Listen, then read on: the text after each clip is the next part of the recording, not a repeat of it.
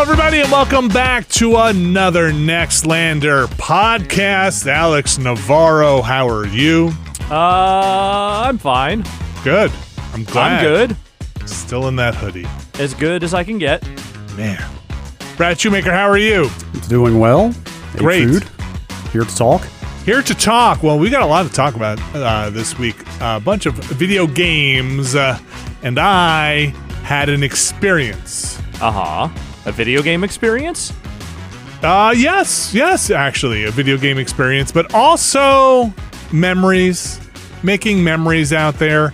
I was invited to go see some of the stuff Brad saw from Sony out at Summer Games Fest over in New York City. And very kindly, I want to personally thank the Sony folks for inviting my kids to come along with me. And honest to goodness, it was an awesome thing to be able to be like, do you guys want to go see some unreleased video games? Like, got some cool dad points, got to take a trip into the city. So really, really thank you for extending that invitation to the kids. That's like my first and basically only question is like, how out of their minds were they to be able to say like, we're going behind the scenes to see video games that are not out yet? So I definitely had to keep on like leading them to that place of like, you guys know these games are not out, right? Like, you know, you do realize that most people don't get to play this right now. Yeah. And even my wife was like, are you guys like the luckiest kids in the world? And they're like, yeah, whatever. Yeah, okay. Whatever. Okay, look, they didn't win the Willy Wonka ticket or anything, but I mean, this is still pretty good. I could tell though my son was just kind of playing. Again, my daughter is 9, soon to be 10. My son is 12. Yeah, he's definitely in the realm of like, I'm gonna play cool. I'm not, I'm like, he's like, I'm not gonna get too excited. Teenager, but he did come downstairs in his Helldiver shirt, and I was like, good pick. Look at that. Good pick. Good Sony pick. Glad you didn't wear the Master Chief one. So. Great trip. We hadn't been into the city in a while together. At least not taking the bus and stuff. My daughter gets car sick and the bus can be a little herky-jerky sometimes. So I was a little bit worried, but it was great. We got in the bus. You know, aside from it taking an hour and a half to get in there was fine.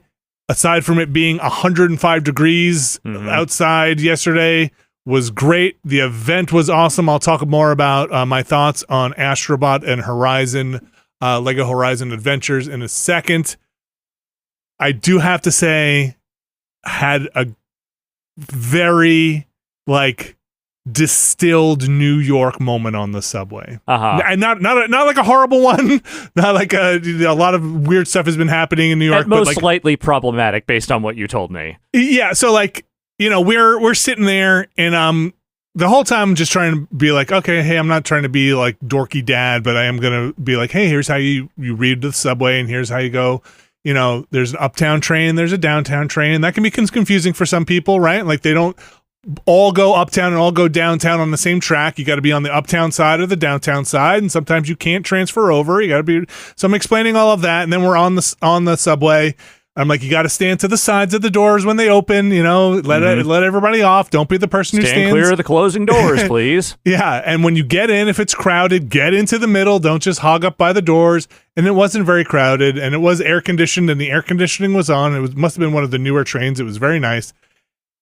We get on, and I'm talking to him like, hey, look, and it's not very crowded. And I'm like, you know, if there's ever a weird thing on the subway, you just get off at the earliest stop, the next stop, get off, go to a different car. Like, that's what you do. If you sense that something's a little off or a little funky, just get off and go to the next one if you're ever on the train. And then this baby screams, infant, very small child, shrieks like super loud. So, you know, everybody on the train kind of looks over, and there's this one guy who's across from us. You know, he looks a little worse for the wear, but nothing, you know, out of the ordinary. Just yells, you want to hear a scream? I just lost my job and I'm gonna get evicted. and he gets up, and I'm like, oh my god, this motherfucker's gonna fight a baby on the train. And he just starts like pacing around. My daughter just looks over at me, and you can tell she's like, what do I do here? Is this the part where we get off at the next stop? Are we going to be getting off here?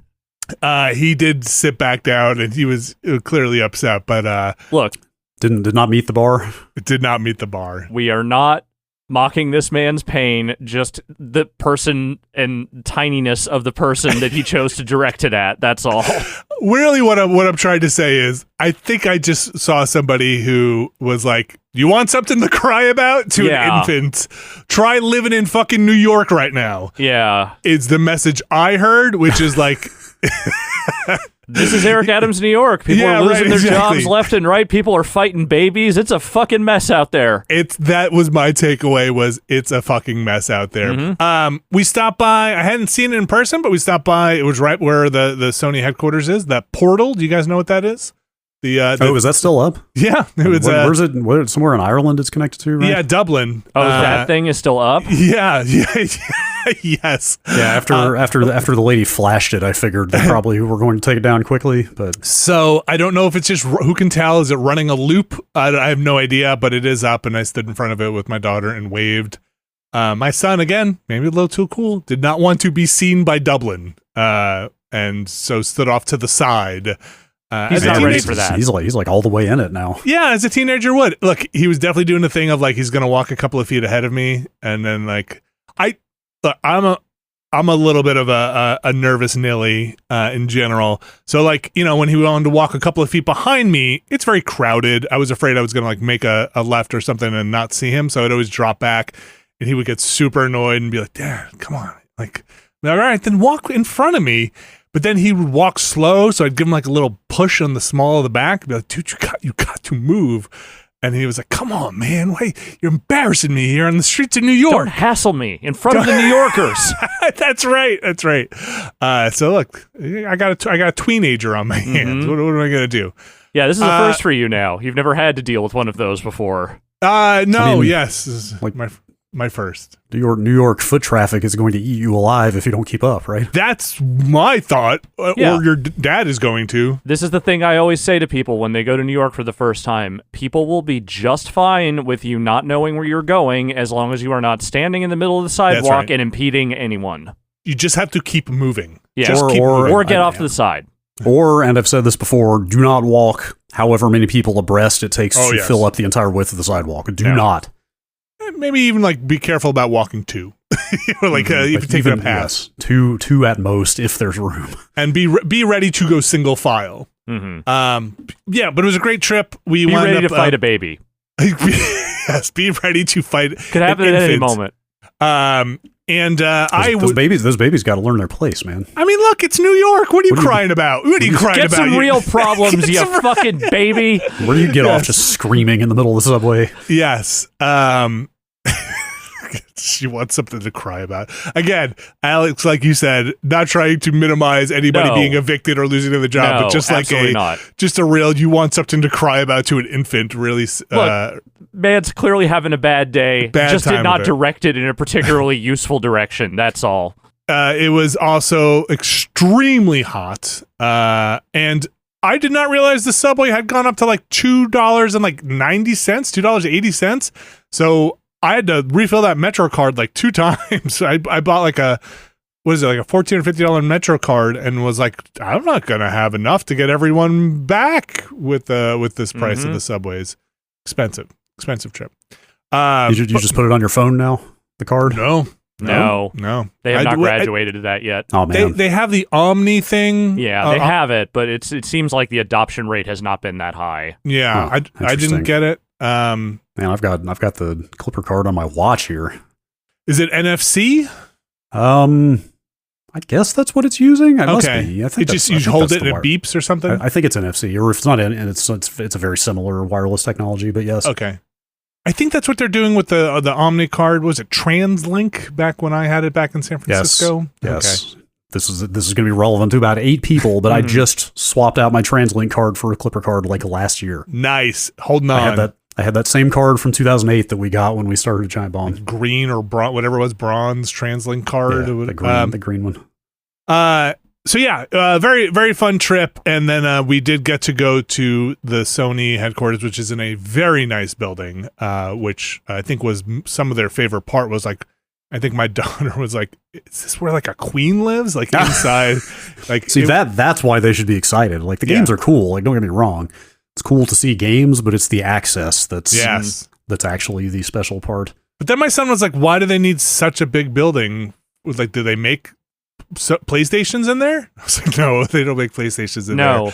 Son, let me tell you, most of these people are direct sales. And so we were talking about it at dinner, and my wife and I just spent 15 minutes going over every part of a corporation, basically from HR to sales to lawyers to everything that would be housed in there. Oh, there's an entire floor of lawyers, I'm quite sure. The other thing that I felt I didn't prepare my kids for, because everybody was super nice there to the kids. I did not tell them you should eat the pastries. Like, do not feel bad taking a pastry. This is not like you're going to a friend's house and you don't want to trouble them. When somebody offers you food at an event, feel free. Go take it. You don't have to be too like humble. That's for you. They want you to. The corporation is paying for that. That's right. They want your sticky mitts on that controller. Go for it. Because afterward, I was like, how come you guys didn't have like a Danish or something? And they're like, well, we felt bad. You know, I felt bad taking one. For who? Man. There's like 3 people here. Yeah, right. So we all played Astro Bot. That game is awesome. Or the preview was awesome, I should say. The game is out, I think, in September. It is exactly what you think it is. It is as tight and confident as the original Astro stuff has, or the other Astro stuff has been. Yeah, I could not identify a single difference between the controls of this versus Astro's Playroom. Like, it's identical as far as I can tell. Yeah, looks great, plays great. The haptics are great. Yeah, everything there was great. You get, I don't know if this is how it was in Playroom, but you get like a power up designed per level, which kind of lasts for the level. I think in the demo I played, you probably got the same thing, Brad.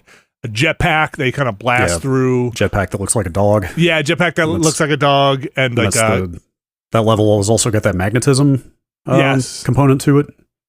And the like claw hands. You got like those, the spring claw hands. The spring-loaded boxing gloves. Yeah. Those are mapped to each trigger, so you can do those independently. So they're fun, and then they make little challenges around the mechanic for the level. And then we played they weren't super difficult, but they were more challenging, like extra courses, right? The hard levels? Yeah, the hard levels. Those 2 in space? Yes. Which did y'all finish those? Yes, we got through those. We were passing the controller along back and forth between us, which was very fun to do. That time slowing down one, pretty tough. Yeah, wasn't super easy. I almost made it on my first try, and then it took me like 5 more after I whiffed it. So yeah, that game was super fun. Can't wait to get in there. Some stuff they still weren't talking about, like exactly what the like home base thing. Yeah, that's the thing I am dying to see. The diorama style part where all your nostalgia comes to visit and play. And then Lego Horizon Adventures, which I think still doesn't have a release date. I think it's just still end of year, right? I don't think it's actually been officially marked with a release date, but they were showing that as well. And again, Brad, you talked about this when you did Summer Games Fest. But that game is actually a little deeper than I thought it was going to be. There's actually some upgrade mechanics in it. Their story they're telling is very funny, because the story of Horizon Zero Dawn, which is what they're telling here, is kind of tragic and dark. Yeah. And this brings back a lot of the voice actors. Ashley Burch is back, and she's very happy and goofy in the performances here. Like she's doing her best, like Marvel character. Kind of, but like kind of and chipper. And that's not Aloy's tone in the Horizon games. Yeah. Like I mean, they wouldn't have told me, but I kind of wanted to ask, like, what do you do with Rost in this? Because what do you do when the father figure just gets tragically murdered in front of the child? Did they answer you? No. The answer is you don't depict that. Like that's probably right. Like they absolutely do gloss over some major events in very trivial ways. From what I saw. Did you get to the cutscene where you get the focus? Yeah, that's the thing I was thinking about. Like they skip that entire sequence. I think I mentioned that before. Like they skip that whole sequence of falling into the Yeah, he just gives you one. Into the old lab and like exploring everything and like having your mind blown. He's just like, oh, by the way, here you go. And it's kind of funny because she's like, wow, these must be pretty rare. I'm just going to hold on to this. And he's like, no, I got hundreds of them, and dumps out like a bag of them. Mm-hmm. And so some of the depth in the combat. Well, I did ask about the story because I was like, look, are we going to get into like Ted Farrow here and like what he did in Horizon? And they're like, it's based on what happened, and we're going to. It's not beat for beat what happened. But what if the dad does die, and what if it's just literally him crumbling to pieces? Yeah, that could happen. It Like would be a talking his head head at and that his point. torso Yeah. just fall off, and the hands like slide out. I feel like at that point the head would still talk in the kind of nature of Lego games. It would just be looking around like, oh fuck, okay. Yeah. We got into some combat, and there is like the way they do it with, and Brad, you might have talked about this already, but it's positional for where you're going to pop a piece off one of the animals.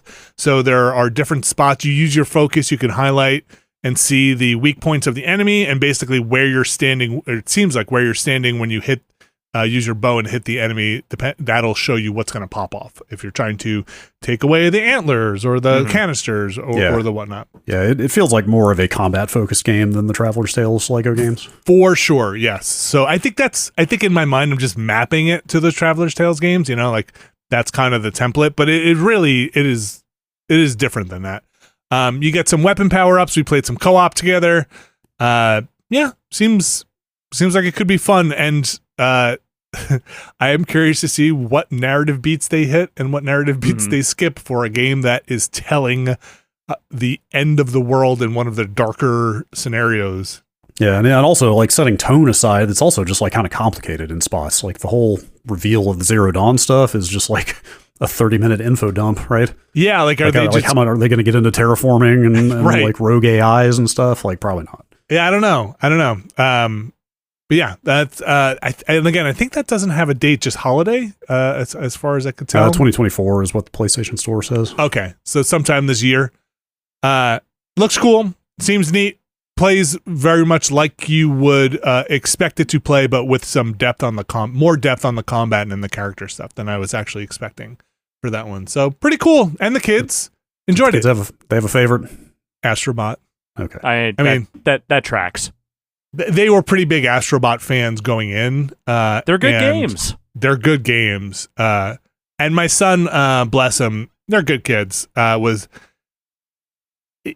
trying his best to be like, hey, I really like how the combat scales to, whether you're a young kid or like an adult. It really feels like there's something there for everybody. Oh, I see. Now he's acting interested. Yeah. And I was like, man, okay, cool it a bit. Cool. It's a preview. No, dial it down. Come on. You gotta calm down a bit. Don't show your hand. You gotta play it cool. Keep a stone face. No feedback. What are you doing? So yes, everybody, again, I want to thank them very much. Everybody was super nice there. And when, it's one thing to be nice to press and to people who come to see your game. It's another thing to be nice to your family and your kids. So I really do appreciate it. It's very sweet. Yeah, that's very cool of them. And a great trip out there. But, man, I forgot. And I did get justified from my daughter. I forgot how taxing, how tired I used to be commuting back and forth into the city. And my daughter was like, when we were on the bus ride home, she's like, I really enjoyed this, but like, it's exhausting. Yeah. In here. And I was like, I know, right? It's like, it's just getting on the bus and taking the bus, and like Port Authority itself just sucks a year and a half off your life. And I felt seen. Finally. Recognized. Because my wife would always be like, why are you always so tired? You're sitting on a bus. Like, I would give my left arm to sit on a bus for an hour and a half and not have anyone bother me. Like, it's not what it is. It's not a fun ride. It's not and like, sometimes it can be kind of stressful. And like, I don't know. It's an hour and a half each way? Depending. Wow. Fuck that. We left at 9:30. So it was only an hour getting in. But it should only be about 40 minutes. But it was about an hour getting in, And then we hit some traffic on the way out too. Okay, we had to 'cause take the local bus on the way home. Yeah, I was gonna say like my bus downtown here used to be about 45 minutes each way, so I was like, oh yeah, I did about an hour and a half a day too, and then I realized like, oh wait, no, it's like an hour and a half each way. Fuck that. Yeah, so like that's the problem, right? Like it could be 40 minutes or it could be 2 hours. So like you just don't know when to leave. Like if you have we had an 11 o'clock appointment, so I was like, well, let's leave like 9:15 because we just don't know. You just don't know what's going to happen. And I was glad we did because, when you map it, it says like, you'll be there in an hour. Don't sweat it. We walked in, we left around 9:15, walked in like 5 minutes to 11, and didn't stop for nothing.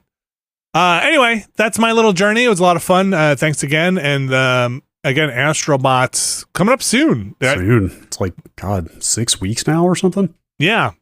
And, it's right in that period there of there's some big releases around the end of August in September. That's going to be a fun one because the levels are fairly bite-sized, That'll be a nice one to like just you pop a level or two off a day if you want and get through it in a reasonable time, like it's just like, I mean, we'll get to it more like when I talk about Kunitsu-Gami later and stuff. Like I'm really into games that you can play in chunks lately. Sure. Especially after stuff like Rebirth and Dragon's Dogma and just all these long ass games. It's also not even on those hard levels. It's like there's some challenge there on those harder levels, but none of it's punishing. None of it's like I'll probably get into a little bit more of this in Final Fantasy. None of it feels like it is disrespecting your time in a way. It's all killer, no filler, as they say. As they say, yes. Like nice checkpoints and just like, let's pick this up from where I left off. Before we hit the break here, though, Angerfoot. You guys try some Somehow Angerfoot? This is the game we all played. Because speaking of like games with bite-sized levels you can play in chunks. Mm-hmm. Yeah. What do you guys think of it? These levels are about, these levels have par times usually around 40 seconds. Though I have not hit a part-time. I don't think I've hit a part-time yet either. I think I got one so far, but I was trying for it. So what do you think, Brad? It's cool. We've streamed it before. I don't know if people have seen it or know what it is. It's a first-person game. I don't know if I'd quite call it a first-person shooter, although you certainly do pick up guns and shoot people. It's an action game. It's a first-person kicker. Yeah. Yeah, first-person kicker. You start with your foot. I need to remap the kick key. You playing right on next to the talk key. It's on E. Yeah. Also, you can't be moving and kicking, or you're losing a finger. You're losing a movement finger to kick. Wait, do you use your middle finger to hit the E key? Oh, my index finger. Yeah. Oh, your index finger. You're saying you're not hitting D. Yeah, I'm saying you can't strafe right. Gotcha. Like, Gotcha. Yes. Just any amount of mobility lost to attack is kind of you could put it on a mouse button or whatever. Yeah. But it's very I wanted to compare it to Hotline Miami, but then I realized I didn't actually play enough Hotline Miami to say like were the levels actually that short in that game. In the original, maybe. Like I'd say there some of those levels you could, if you knew what you were doing, you could definitely beat them in a few minutes. Or maybe a better question is like, was that game as relentlessly focused on never stopping? Like, were they trying to push you forward as fast as possible, or was there kind of a little more strategy? I would say like the first few times you go through a level in Hotline Miami, like you are trying to kind of get a sense of what the space is, and then once you kind of get a sense of what that is, you can kind of go in and figure out like, okay, I can jump here, grab this, do that. But this, and this has that too. Like you can definitely peek around corners and not go full bore if you want to make sure you know where the enemy placements are. But once you do, you can pretty much just fly through this. Yeah. It is pretty similar when you describe it that way of like learning the space, figuring out where the enemies are, which ones have guns, which ones don't, because you die very quickly in this game. Yeah. Like 1 or 2 hits depending on the enemy. If you get clubbed, you usually go down in 1. If you get shot, you get maybe 2 or 3 at most. Yeah, you can usually take a bullet or 2 if you hang back quickly. It was compared to Hotline Miami. Some people said that while I was streaming it, and it's I somewhat agree with it in the kind of death puzzle mechanic nature of it. It's a lot sillier, though, is the thing. Like, it is not doing that sort of like weird meta thing that Hotline Miami thing was doing. Like, this is just goofy fucking UK grime meets weird puppet fucking mutants type shit. like the look of the game, the personality, the writing are all just top notch. It's set in Shit City. I mean, Shit City, and you're fighting the violence gang. Everyone is a criminal. Everyone. Like I was dying when they said you're up against the violence gang. Yeah, there's the violence gang, the pollution gang. There's 4 gangs, I think. One of them's a bunch of perverts. I forget which one. Yeah, no, there's like the hedonist gang. Yeah. I thought we had pretty much run out of runway on the like blank city names that were actually still good, and somebody managed to do it. They found one. Shit City. And somebody steal. I think it's Goo Cop steals your primo shoes. Yeah, like the setting is like crime is so institutionalized that there's like a minister of crime. Yes. Now, and like the police just openly work for the criminals in the Ministry of Crime. I mean, I think the crime is the economy. That's it. Yeah, basically, it's basically a crime-based society. It's pretty funny. It's pretty well written. Like the look of it is fantastic. Yeah. So the thing that I think separates the gameplay a little bit from Hotline, or maybe the majority from Hotline for me, is like you said, Brad, it feels like you have a rocket strapped to your back and should just be propelling through this level at Mach speed. Yeah, there's a core mechanic we should mention, which is you kick doors off their hinges. And like that's, in fact, I don't think you can open doors. You can only kick them. You can only kick them. You only kick them down, and the door always goes flying, and frequently will take out an enemy. Like you can combo enemies into other enemies when you kick them. Enemies have friendly fire, so they'll regularly kill each other when they get caught in line of sight and stuff. You pick up their weapons automatically if you don't have a weapon. You can't reload the weapon, though you can throw it and then just pick up another weapon. And hitting someone with a weapon generally will daze them unless they're using like a shield or something like that. So and it's really interesting because every level has challenges, and they're mostly pretty damn hard to get from my experience. But a lot of these challenges require you to not use the mechanics that they give you. Yeah. Like there's one that's like, there's one that's like shoot 20 enemies without throwing your gun, and you get like an Uzi on that level that like if you more than feather the mouse button, you are going to shoot multiple bullets. So you have to like very carefully and meticulously try to pick people off without spraying extra bullets. I haven't gotten that one yet. So it is interesting. I don't know if you guys have unlocked your first pair of shoes yet, but once you start getting new shoes, you might be able to go back and complete those easier. I tried it with that for the first pair of power-up shoes. Also, the power-ups are shoe-based, which is pretty good. The gear is all shoes. The first one is like reloads your gun when you kick enemies, so I tried it with that one, but you don't. It's not very generous with the extra bullets. Okay. So I still was not able to get it even with that power-up. I wish they. Unless I missed something, it feels like they don't really call your attention to how to get more shoes very directly. You get stars. So you get the stars, but then like I just noticed the icon throbbing at some point and thought to click it, and I was like, oh, I can use these stars to buy more shoes. Right, yeah. So doing the side activities will get you more, or the side objectives will get you more stars, but yes, you do have to just kind of check in there, or hit, if you're using a controller, hit the Y button. I think you get shoes, or it seemed like I got a pair of shoes for beating the first level automatically. That one that's at the end of the row, it looks like a special one. Might be one of the primo shoes, because it gives you a new ability. It gives you a boost ability that's basically launches you forward. But I found it to be hard to control, because you're already kind of launching forward. Yeah, you could boost through a door, and then you wind up with a bunch of people behind you that could shoot you. So it took a little bit to get used to. There's one, I got a pair of sandals that gives you an extra life, so you just kind of resurrect after you've been killed once. And I got one that's big head mode, which was pretty fun. The main feature of this game, though, aside from the kicking or shooting or door slamming or shoes, is that when you die, the enemies all dance around you.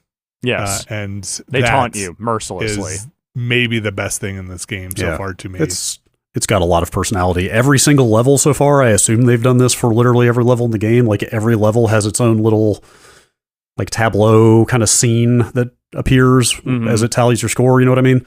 Like they went out of their way to like pose and animate in some scene for every single level in the game. And it seems like there's that like that. There was that one of the dude and the dog both urinating the urinals that really got me. I think that they might repeat those. I don't know if that's maybe they do. Yeah. Okay. There's boss fights. The boss fight was pretty silly. Pretty silly boss fights. Fought a helicopter. Mostly a helicopter. With my feet.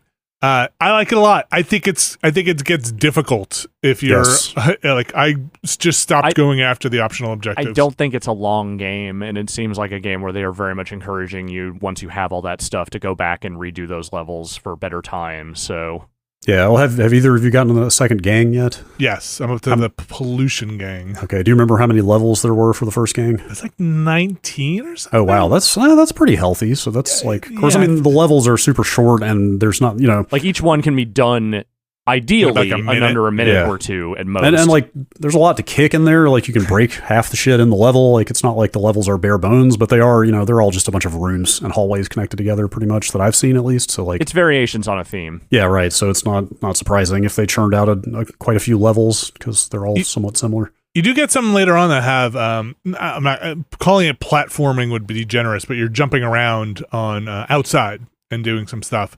There was one that had a sniper, which sucked. If you would stand still, he'd just shoot you, and you had to keep hiding behind stuff. But yeah, I go back and forth when I'm playing that game of stopping and just taking everyone out, or just blowing past everyone and just running as fast as I can and throwing the weapon. And that sometimes just seems to work because you don't have to kill everyone. You can just barrel through. Yeah, you get more stars when you like take everyone out in a level, which is kind of what I've been doing up to this point. Like every time I go to a level the first time, I'm just kind of poking around corners or whatever. And then once I know where all the enemy placements are, I just kind of fucking go nuts. It's fun. I mean, and there is basically just a driving beat behind the entire game the entire time. Which is like never stops. And it gets louder every time enemies are nearby. So and when you die, they all just kind of do ridiculous dances over your corpse. If I have a criticism for it, it's more that it's more silly than it is funny exactly. But I think the silliness is enjoyable, and like it strikes a tone and it knows what it's doing. It just doesn't have like a lot of real jokes in it. It's just like everything's just kind of weird and everyone's kind of dumb and just go nuts. Like sometimes you'll open a room and there's just like 6 toilets looking at each other, and you're like, this is a bad room. You'll open a closet and there's like 25 fucking fire extinguishers in there and one guy, and it's like, well, I guess I'm supposed to do this. Pop. There was a room with a bunch of toasters in it for some reason that all went off. Yeah. It's very silly, and I'm glad it exists. It's good. It's a good time. I think it's $25. I think it's only on PC now, though I don't really see any reason this couldn't come to consoles at a later date. Yeah, I'm sure it will at some point. Yeah. It's Devolver, I want to say, right? Devolver's publishing, yeah, so I wouldn't be shocked if that makes it console. Yeah. It's, it's got a it knows what it's presentation. Doing. Yeah, it's grimy and gross and silly. Mm-hmm. That's Angerfoot. Again, that's out now, $25 over on the PC. I'd stream some of that on Monday. You can go check it out if you are curious about what that looks like and want to see some really high level play. You just want to see the best. So I'm here for Angerfoot that you can. Go check that out. All right, we're going to take a quick break. We got plenty more games coming up here, so stick around. And we are back, and it is time for the sport of kings, college football. No. It's the sport of kings, better than diamond rings. It's just the sport of people who went to college. Football. What is going on in EA Sports, not NCAA? No. College football. The NCAA has been erased, but college football remains, and that's maybe the real world should also have that. But anyway, college football, EA Sports. We have not had one of these games in like a decade. Is that right? Yeah. Really? Yeah. It has been a long time since EA made a college football game. I did not know that. And I'm not even sure anyone was making college football games during that time. But does 2K ever do college football? Not in a very long time. Okay. They used to, but not a lot. It's been ages. But so this is basically, like I said, first entry in 10 years, and I think a lot of people were very anxious about what this thing was going to be like, because it's not just the yearly Madden cycle. It's a chance for them to maybe put out a football game that is kind of free of that whole thing. And I'll say this, I don't like college sports, but I am having fun with this football game. Why don't you like college sports? I never went to college. Yeah, but I never played in the NFL. And, No, but the I thing still is, don't there's like, sports. yes, But and I enjoy the sport, but there is an implied attachment to rivalries, an association, a loyalty to an alma mater that is kind of baked into the sport. I thought the argument is, and look, I am not a sports person or a fan necessarily in the truest sense of the word fan, but I thought people go to college sports for the pure game, the game, the pure athleticism. There is no pure game anymore. The pure stuff Doesn't exist. Okay. Maybe all at right. the high school level. I don't know. But no. College sports is it can absolutely be as funky and politicized as NFL football. Well, can you and maybe this is getting a little in the weeds, but are there major differences in the rule set for a college game than an NFL game? There are some. I can't remember all of them off the top of my head, to be honest with you, because again, I don't watch a lot of college sports. But in playing it, you're not like, my gosh, you can't throw the ball. It's 9 players instead of 11. Yeah, right. It's not any of that. No, it plays the field goal. It extremely is still football. The main thing I notice in playing college football versus regular NFL football is that the run-pass option play really is like a big factor, it seems like, in a lot of college offenses, which is the one where the quarterback has the option to either hand the ball off or decide to pass on the fly instead of calling just a straight run or a straight pass. Does that not exist in the NFL? No, it does, and more NFL offenses have been adopting those plays and doing more run-pass option stuff. I just forgot that it's a big part of the college game these days. Okay, so yeah, the big thing. Sorry, I think I kind of got you off the track here. Was it's separation from Madden? Yeah, is the separation from Madden, and the thing is, it doesn't feel completely different from Madden. But the main difference I have found so far is that so far in my several hours of playing it, it has not broken on me in any meaningful way. And the actual, football feels pretty good. I'm going to say maybe the tackling is not as good as I would like it to be, but that's also college sports. Nobody who plays defense in college sports is as good at tackling as they should be. Sick burn on college. There's literally a commentary line in this game where it's like, you don't expect great tackling in college football. They're still learning. That's the point. But so it feels good. The pace of the game feels good. I think the presentation stuff, if you're there for kind of the opening ceremonies and the associated marching band songs and kind of all the bells and whistles that go along with college game day, that stuff's in there and it seems pretty good. That's cool. I'm still hung up on this idea that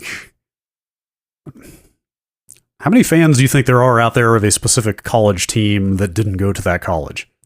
I bet there are people who live in those college towns. Okay. That probably have that kind of association. You don't think it's the majority? What? That go to college games? Not go to college games, that are college fans of a college team that didn't go there. Not alumni or students, but outside of that circle. You don't think it's the majority? If you went to college, why would you root for any team other than the one that was your college? No. I'm asking about the inverse of that. I'm asking about fans of a specific college team that have no association with that school other than they just found a reason to like it. That's my point. Look, I went to school in Buffalo, right? Yeah, and they're in here, by the way. Okay. Yeah, they have a football team. I would still be I don't know, Penn State's a good team. I'm not gonna be a fan of Penn State. We don't root for Penn State these days. Okay, I don't know. Name a football. Name another big college football team. Non-problematic college football team. I don't know. I don't know one. Buffalo's probably fine. I haven't heard anything about them. Any scandals?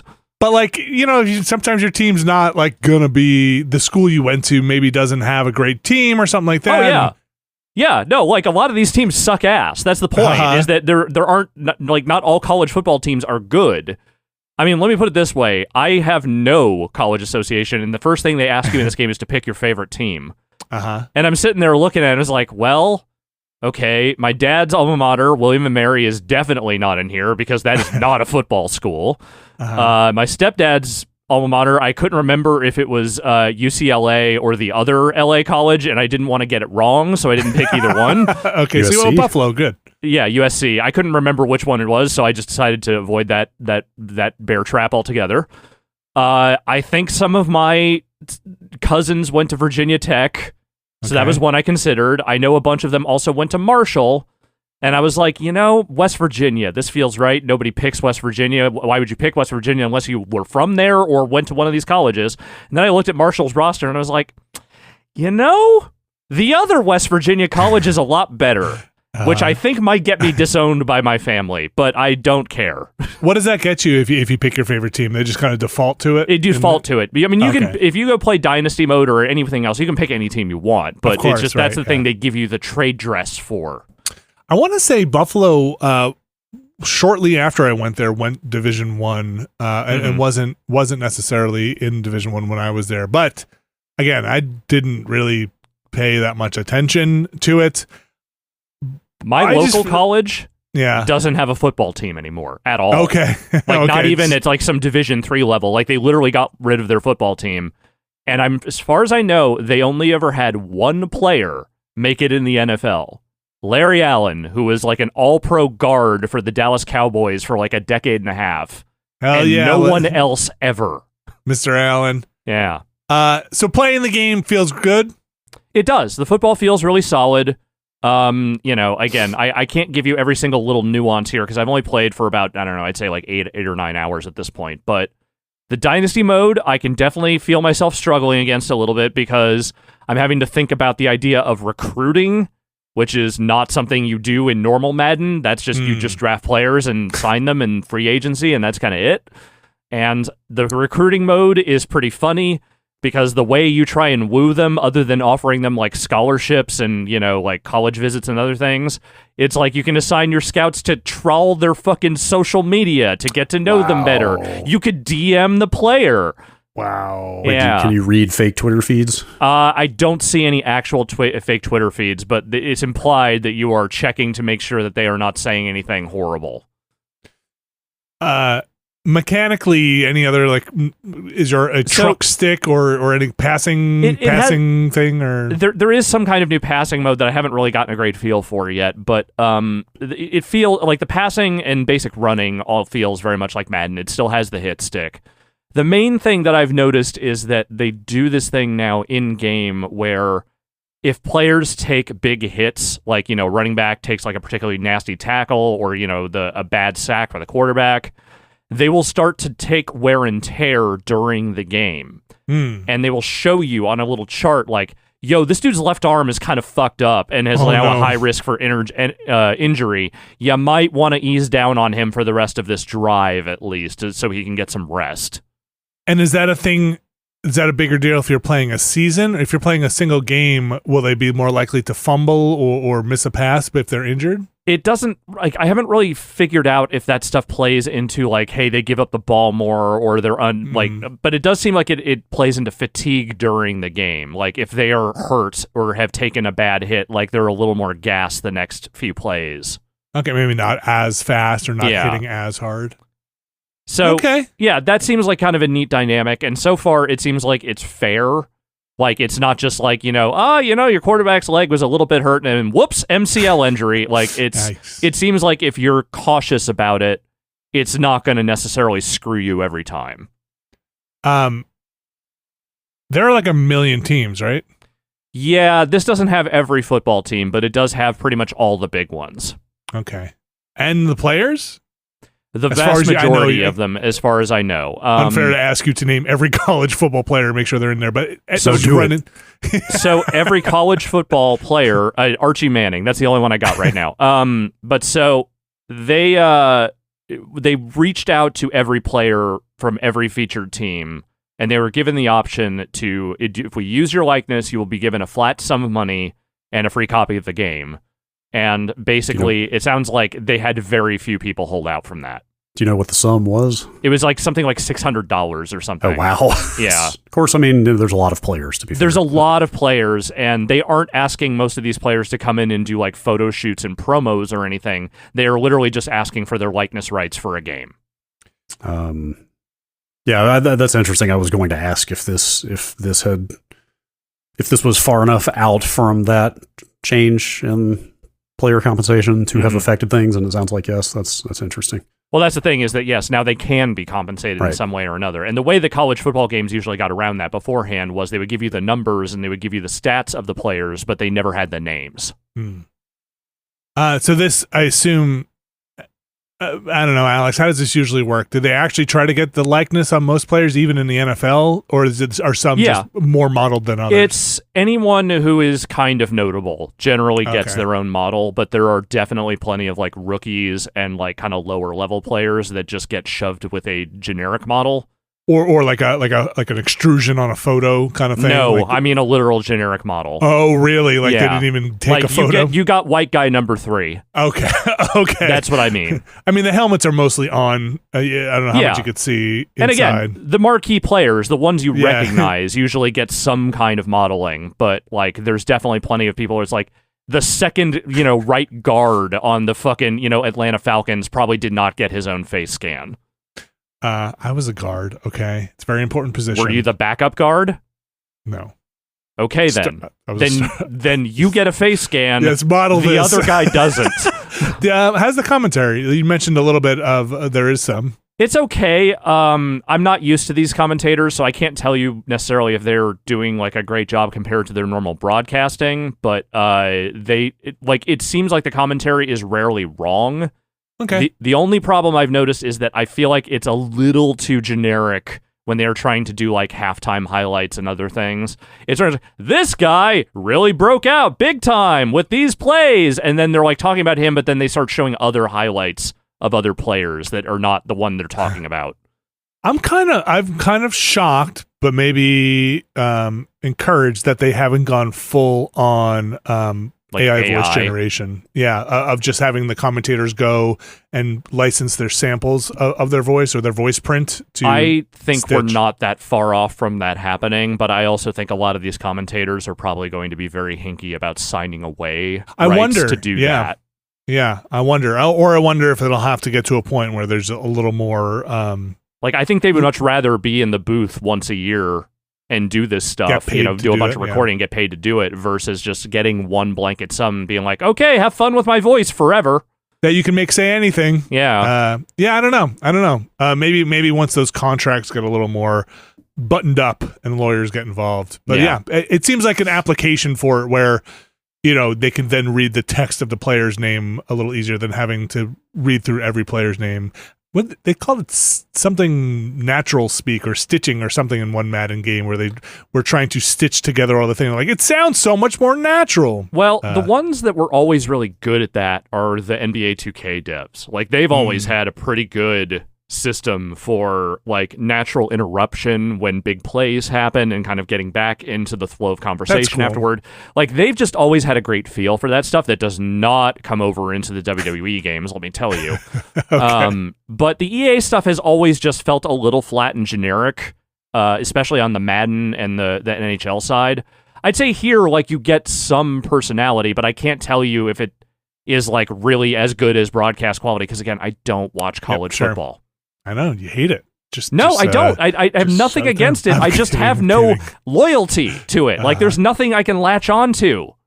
So I get it. I kind of feel that way about Major League Sports. Yeah.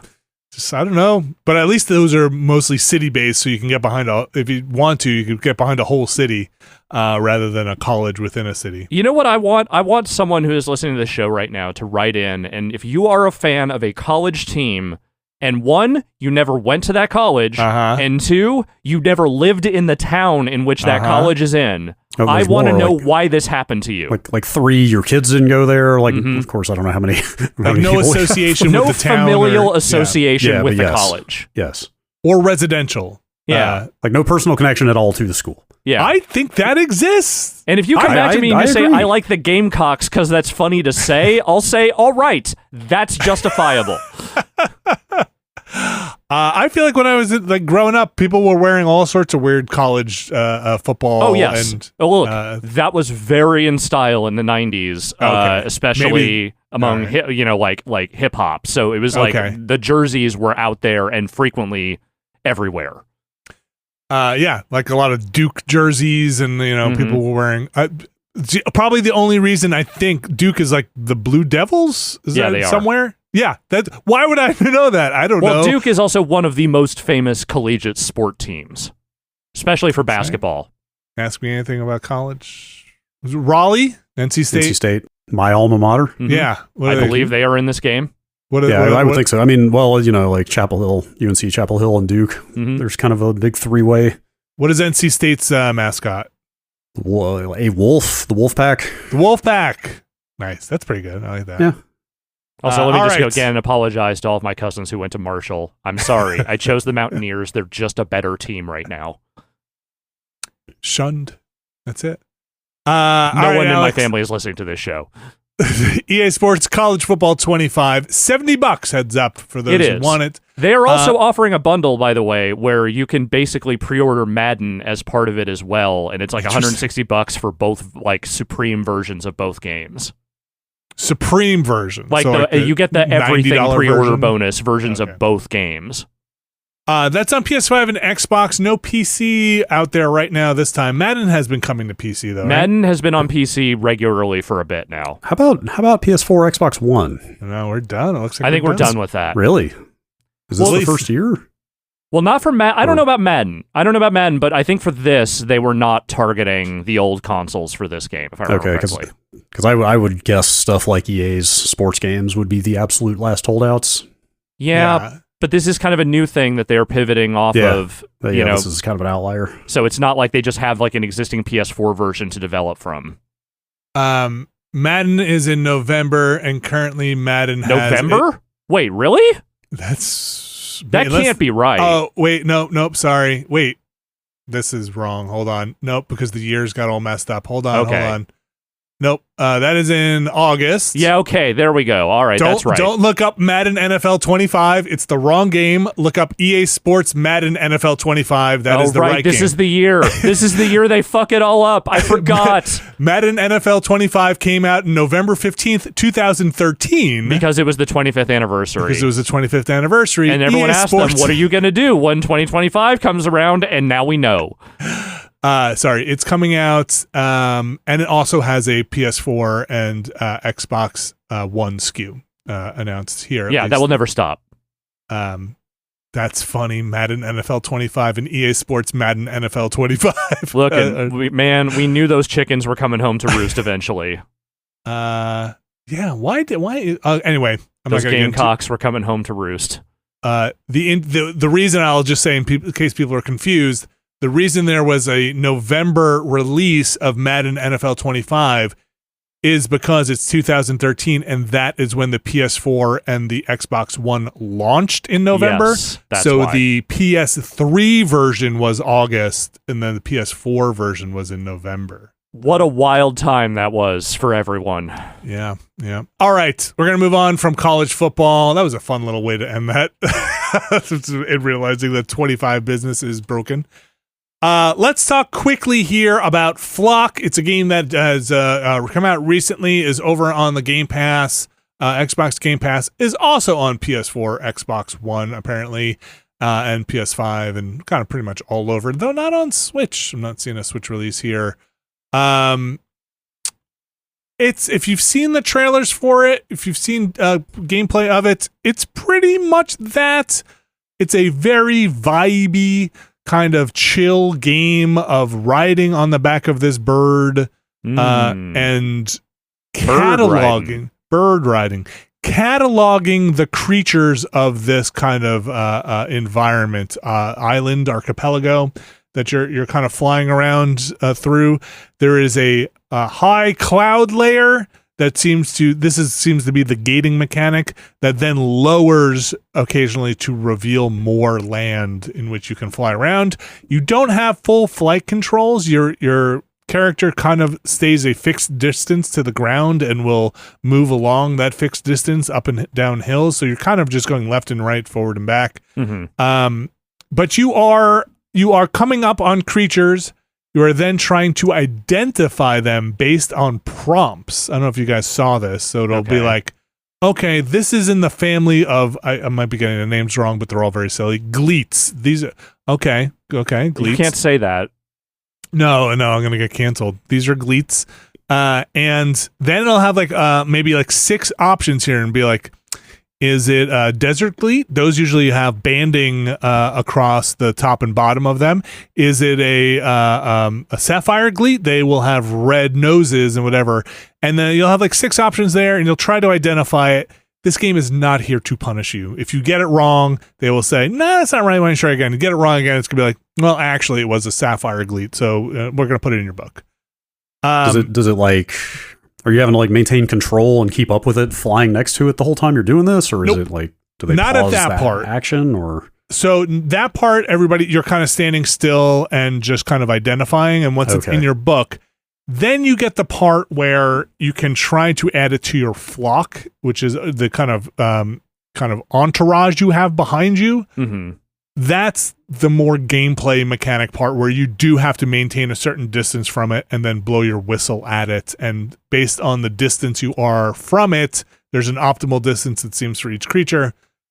That's how quickly it'll be added into your flock, so to speak. I'm not exactly sure yet why. Maybe I haven't played enough to know why you want a flock behind you, aside from Why looking cool. wouldn't you?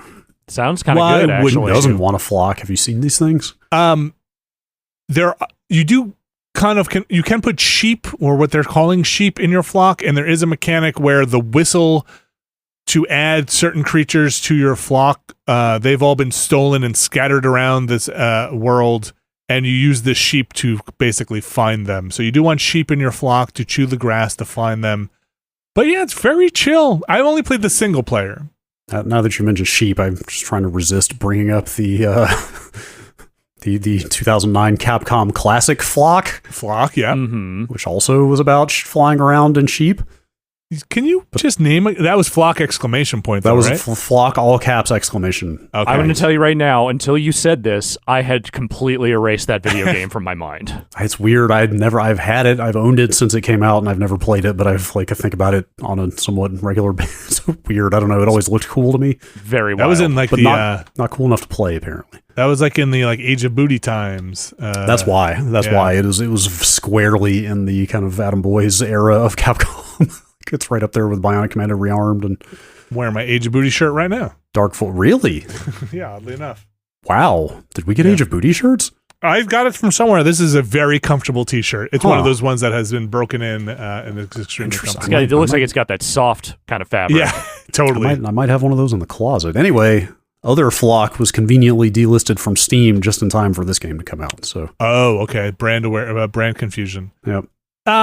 Yeah, I really don't have too much to say about it. It's a wool-based economy in the game. You're just basically getting cosmetics, scarves, mittens, pants, and you're just chilling out and filling out your Pokedex. You're like just, going out there and finding new creatures. As far as I've played, it's only been like an hour or so in the game. I haven't been playing that much, dived in that much. How's the music? Like, it seems like, just as a vibes game, just like how pleasant it is to look at and listen to is a big deal.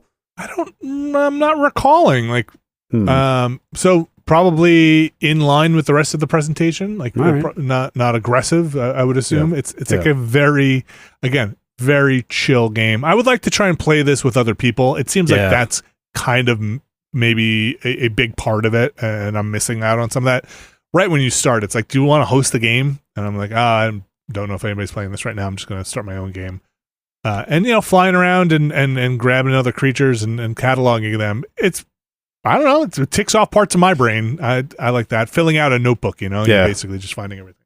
Yeah, like filling out a checklist, like the kind of dealing with like taxonomy of animals. Yeah. The weird multiplayer interactions that can happen in a social game like this. Like I played a decent amount of that Sky game, Sky Children of the Light.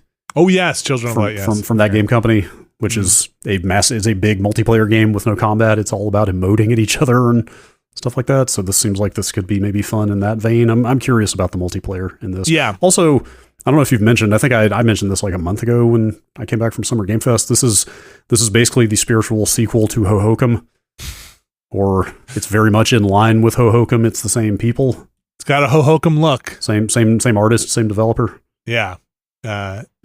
It's a like, very pleasant game. It's kind of a 3D Hohokum, maybe, sort of. Actually, Sure. where that game was 2D. Sure, I could see it. Big eyeballs on a lot of stuff. It's on Game Pass. Again, if you don't have Game Pass, I think it is $20. You might want to check out some gameplay if you're unsure of what it is, or watch somebody play it, because my take is it is a very much chill out kind of game. And that's what I did. I put it on, I chilled the F out, and sat there and really enjoyed it. All right, what's up next here? Brad, do you have much more to say about Kunitsu-Gami, Path of the Goddess, which is coming out shortly and apparently to Game Pass? Yes, they just announced like 2 days ago. It's day one on Game Pass game, actually. It's $50. Sadly, I am not much further in than where that demo was at Summer Game Fest, so I don't have a lot more to add to like broad mechanical stuff, but I am kind of way into that game. Like, cool. I'm playing the final version now. Actually, the thing I would say, like, I talked about this before. It's like on the ground, it's a hack and slash game, but it's also a tactical sort of strategic, like you're hiring you're not hiring, but you're giving villagers roles and placing them on the map, like archers and fighters and spellcasters to protect this kind of goddess that you're trying to get to the end of the level. It's kind of a tower defense game. Like when reviews came out, and then I also started playing it myself, I was like, you know what? Like I didn't fully click with this when I was playing it at that quick show demo, but like it's kind of basically a tower defense game. Like you're not building towers as such, and there's not a ton of static defenses that I've seen, although I am starting to see some, like, you can like raise barricades that'll stop enemies temporarily until they bust them down and stuff like that. But the towers are the villagers. Like you're just moving them around and assigning them where to go. And you got very light orders you can give them as well. But I'm pretty into it so far. And that's the part that is not the attacking and stuff. The part where you're generating the currency by which you can move is it princess? A goddess? I'm not sure if there is a goddess. There is a mountain goddess, but I'm not quite clear if she is an embodiment of the goddess or if she's like a priestess seeking the goddess. I'm not quite sure. It looks beautiful, by the way, like the music. And now that I'm not like just got headphones half on standing at a kiosk for 20 minutes, like the art, it's all very like mythological, ancient Japan, in look and feel and design. And like it looks beautiful. The music is excellent. Like it's just a really nice experience. But what is happening in that other phase, the kind of daytime phase? So each time you get to a new level, and this is broken up into like the levels are 15, 20, maybe they get a little longer, but they're like 20-minute levels. You get there, and there's like all the villagers you can hire to do stuff are sort of like corrupted and like look demonic and stuck to the walls, basically. So you run around purging all those people to like free them. You also are sort of like busting up other corruption in the environment, and the currency you're getting from that you use to assign them roles, but you also use to, so I forget what they like path. You're like painting the celestial path or something. It's like you're literally just like drawing a line from where the lady starts at one end of the level all the way to the gate at the other end. And so you're deciding. And there's day-night cycle, so you have a time limit going the whole time because the enemies only come out at night. I'm sorry, I know I went through all this like a month ago, but the push-pull there is the less I spend on giving villagers roles to help me fight, the more I can put into getting her to the goal faster. Okay, because you have more of that currency. Yes, so it's like all the levels I've done so far, you've had 4 villagers to work with, but it might be like, I'm only going to hire 2, or I'm only going to give 2 of them roles. The ones that don't have roles just stand there cowering and doing nothing. So it might be like, maybe I'll like have to fight more myself, and it'll be harder to fight the waves off myself with less help, but it'll help me finish this level faster because I'll get her to the goal faster. So there's that whole kind of push pull. It's a weird one because it's the more I hear about it, actually the more I'm getting interested in it, and the more I kind of see about it. I had to put it down to play some Angerfoot this morning, and I was actually like kind of like I really wanted to keep going. Like I really was like, maybe I could just do like one more level, but I didn't have time because the upgrade ramp, now that I'm digging into it, is pretty interesting because every class has its own skill tree. And there seems like there's at least like 16 to 20, so you can't see the entire it's like a big wheel that have all the classes on it, and you can't scroll past where you don't have unlocked classes. You know, this is for the villagers you assign out.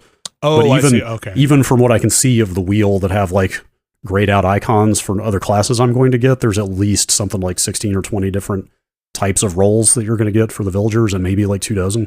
So probably some different enemy types as well. Yeah, so I'm starting to, and then that's actually, it's where it's getting into more of the tower defense, like RTS, rock, paper, scissors stuff of like, I'm starting to see flying units now that frequently cannot be hit by my melee guys. Right. Which means I need more archers.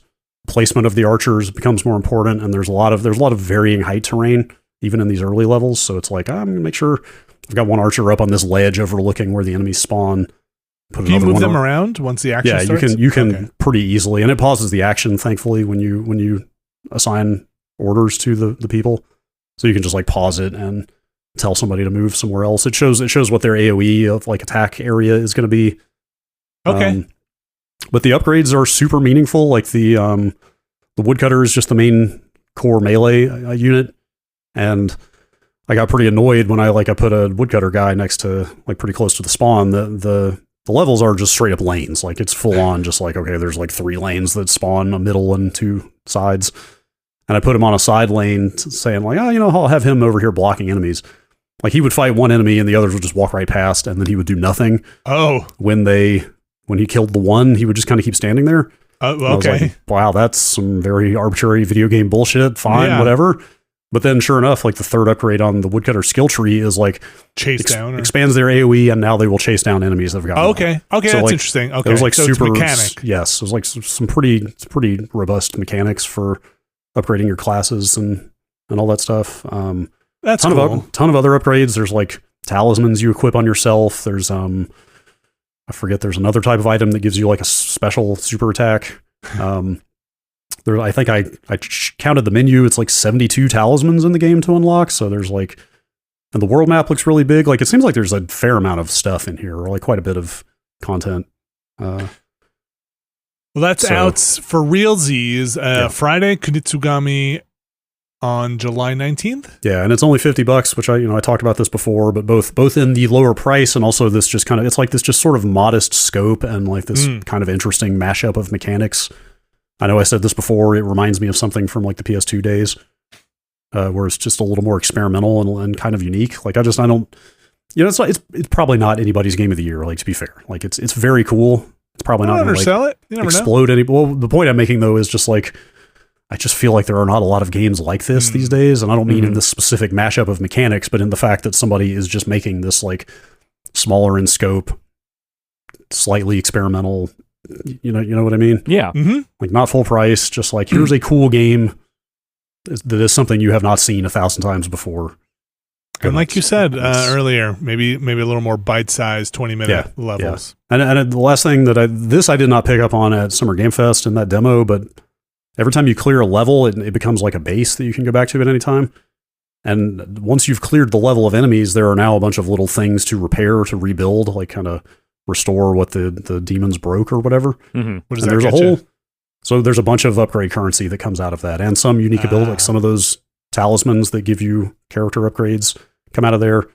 Currency for upgrading the villager classes, but there's this little bit of a management sim aspect to it, because the repairs are not immediate. They all have like a timer on them. You're like, oh, this will repair in one more stage. Oh, like, okay, interesting. And each thing that needs to be repaired has a minimum number of villagers you need to assign to it, and you've got like only so many villagers. Some of them need resources that you need to assign the villagers to go pick up and bring back to be able to repair them. So there's this real min-max quality. Every time you beat a level, you go back and there's this min-maxing of like, okay, I've got 4 villagers to work with, like that thing needs 3 of them, this other one needs 1, but then 2 of them need lumber on this one, you know what I mean? Like it's and then you're managing timers as well. And yes, and then it's this like, okay, what is the most efficient way I can assign these people out to do repairs while I go fight the next demon fight? That's interesting. And then I can come back and they'll have finished those repairs, and I can get the rewards from that, and then I can assign them out to do the next ones. Like it's a good loop.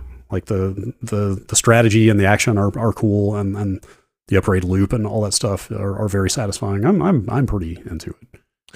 Again, Kunitsu-Gami, Path of the Goddess, out on Friday. It is on PlayStation 5, PC, Xbox, and also apparently on Game Pass at release. So you can check that out. I definitely will check that out if I can tear myself away from. You made this very easy to transition into this one because it sounds like a kind of similar game. Cataclismo. Yeah, big week for tower defense. So Cataclismo. I like the way you said it the second time. Well, I don't know if it's coming out of Spain or I don't think so. Central America or somewhere, but it feels like there is a continental vibe, let's say, to this game. Yeah, this is the developer of Moonlighter. Yes. It's very cool. I am very taken by what I have played of it so far. The short is it is tower defense. Kind of in the vein of maybe They Are Billions style, where you're building a base, and at night you will, and sometimes during the day, but more sporadically at night, waves will come, and you'll have to defend your fort from the waves. But you are building with rock and stone and wood your defenses here, and building troops, and RTSing quite a bit here to get to that point. Did you really just say rock and stone without doing the voice? I did. Okay. Yeah, They Are Billions is actually kind of like the thing I thought of when I looked at this, in terms of like the flood of enemies coming in at night, and also just the building looks very freeform.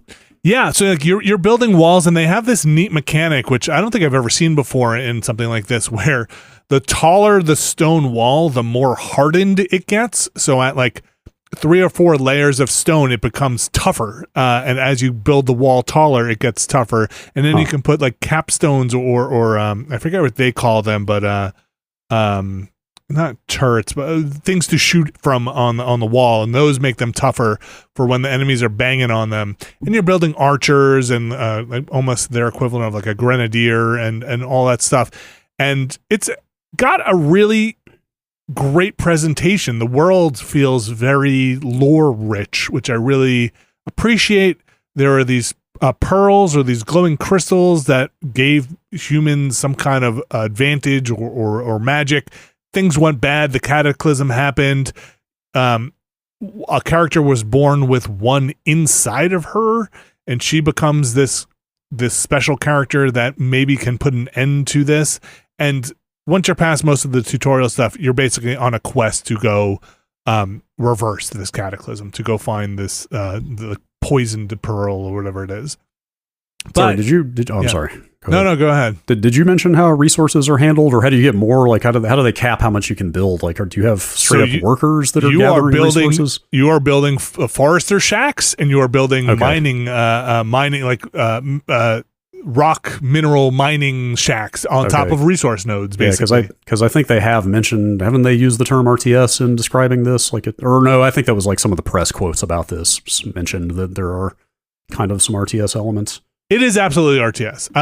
Okay. So like you are building resource gathering. You are building resource or army barracks where you're pumping out troops, and you are building unit cap. You are building shacks and shelters for units to get your unit cap up, and upgrading the structures to get your unit caps up, and researching new technology.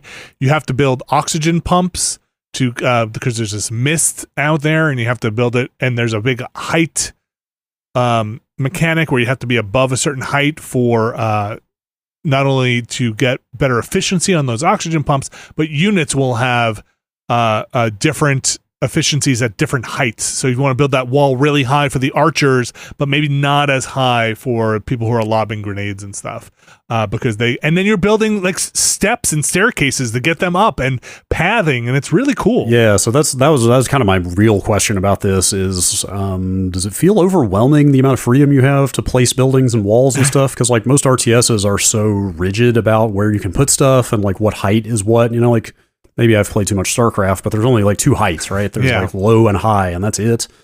And this looks so much more kind of free form about how tall walls can be and where you can put stuff. And is that like a lot to keep up with? So far in the handful of missions I have played, no. The building area itself is not sprawling. The building area itself is usually fairly contained, though you do start putting outposts a little further out there with beacons to expand your area a bit. But you're trying to protect a central core, some kind of centralized thing.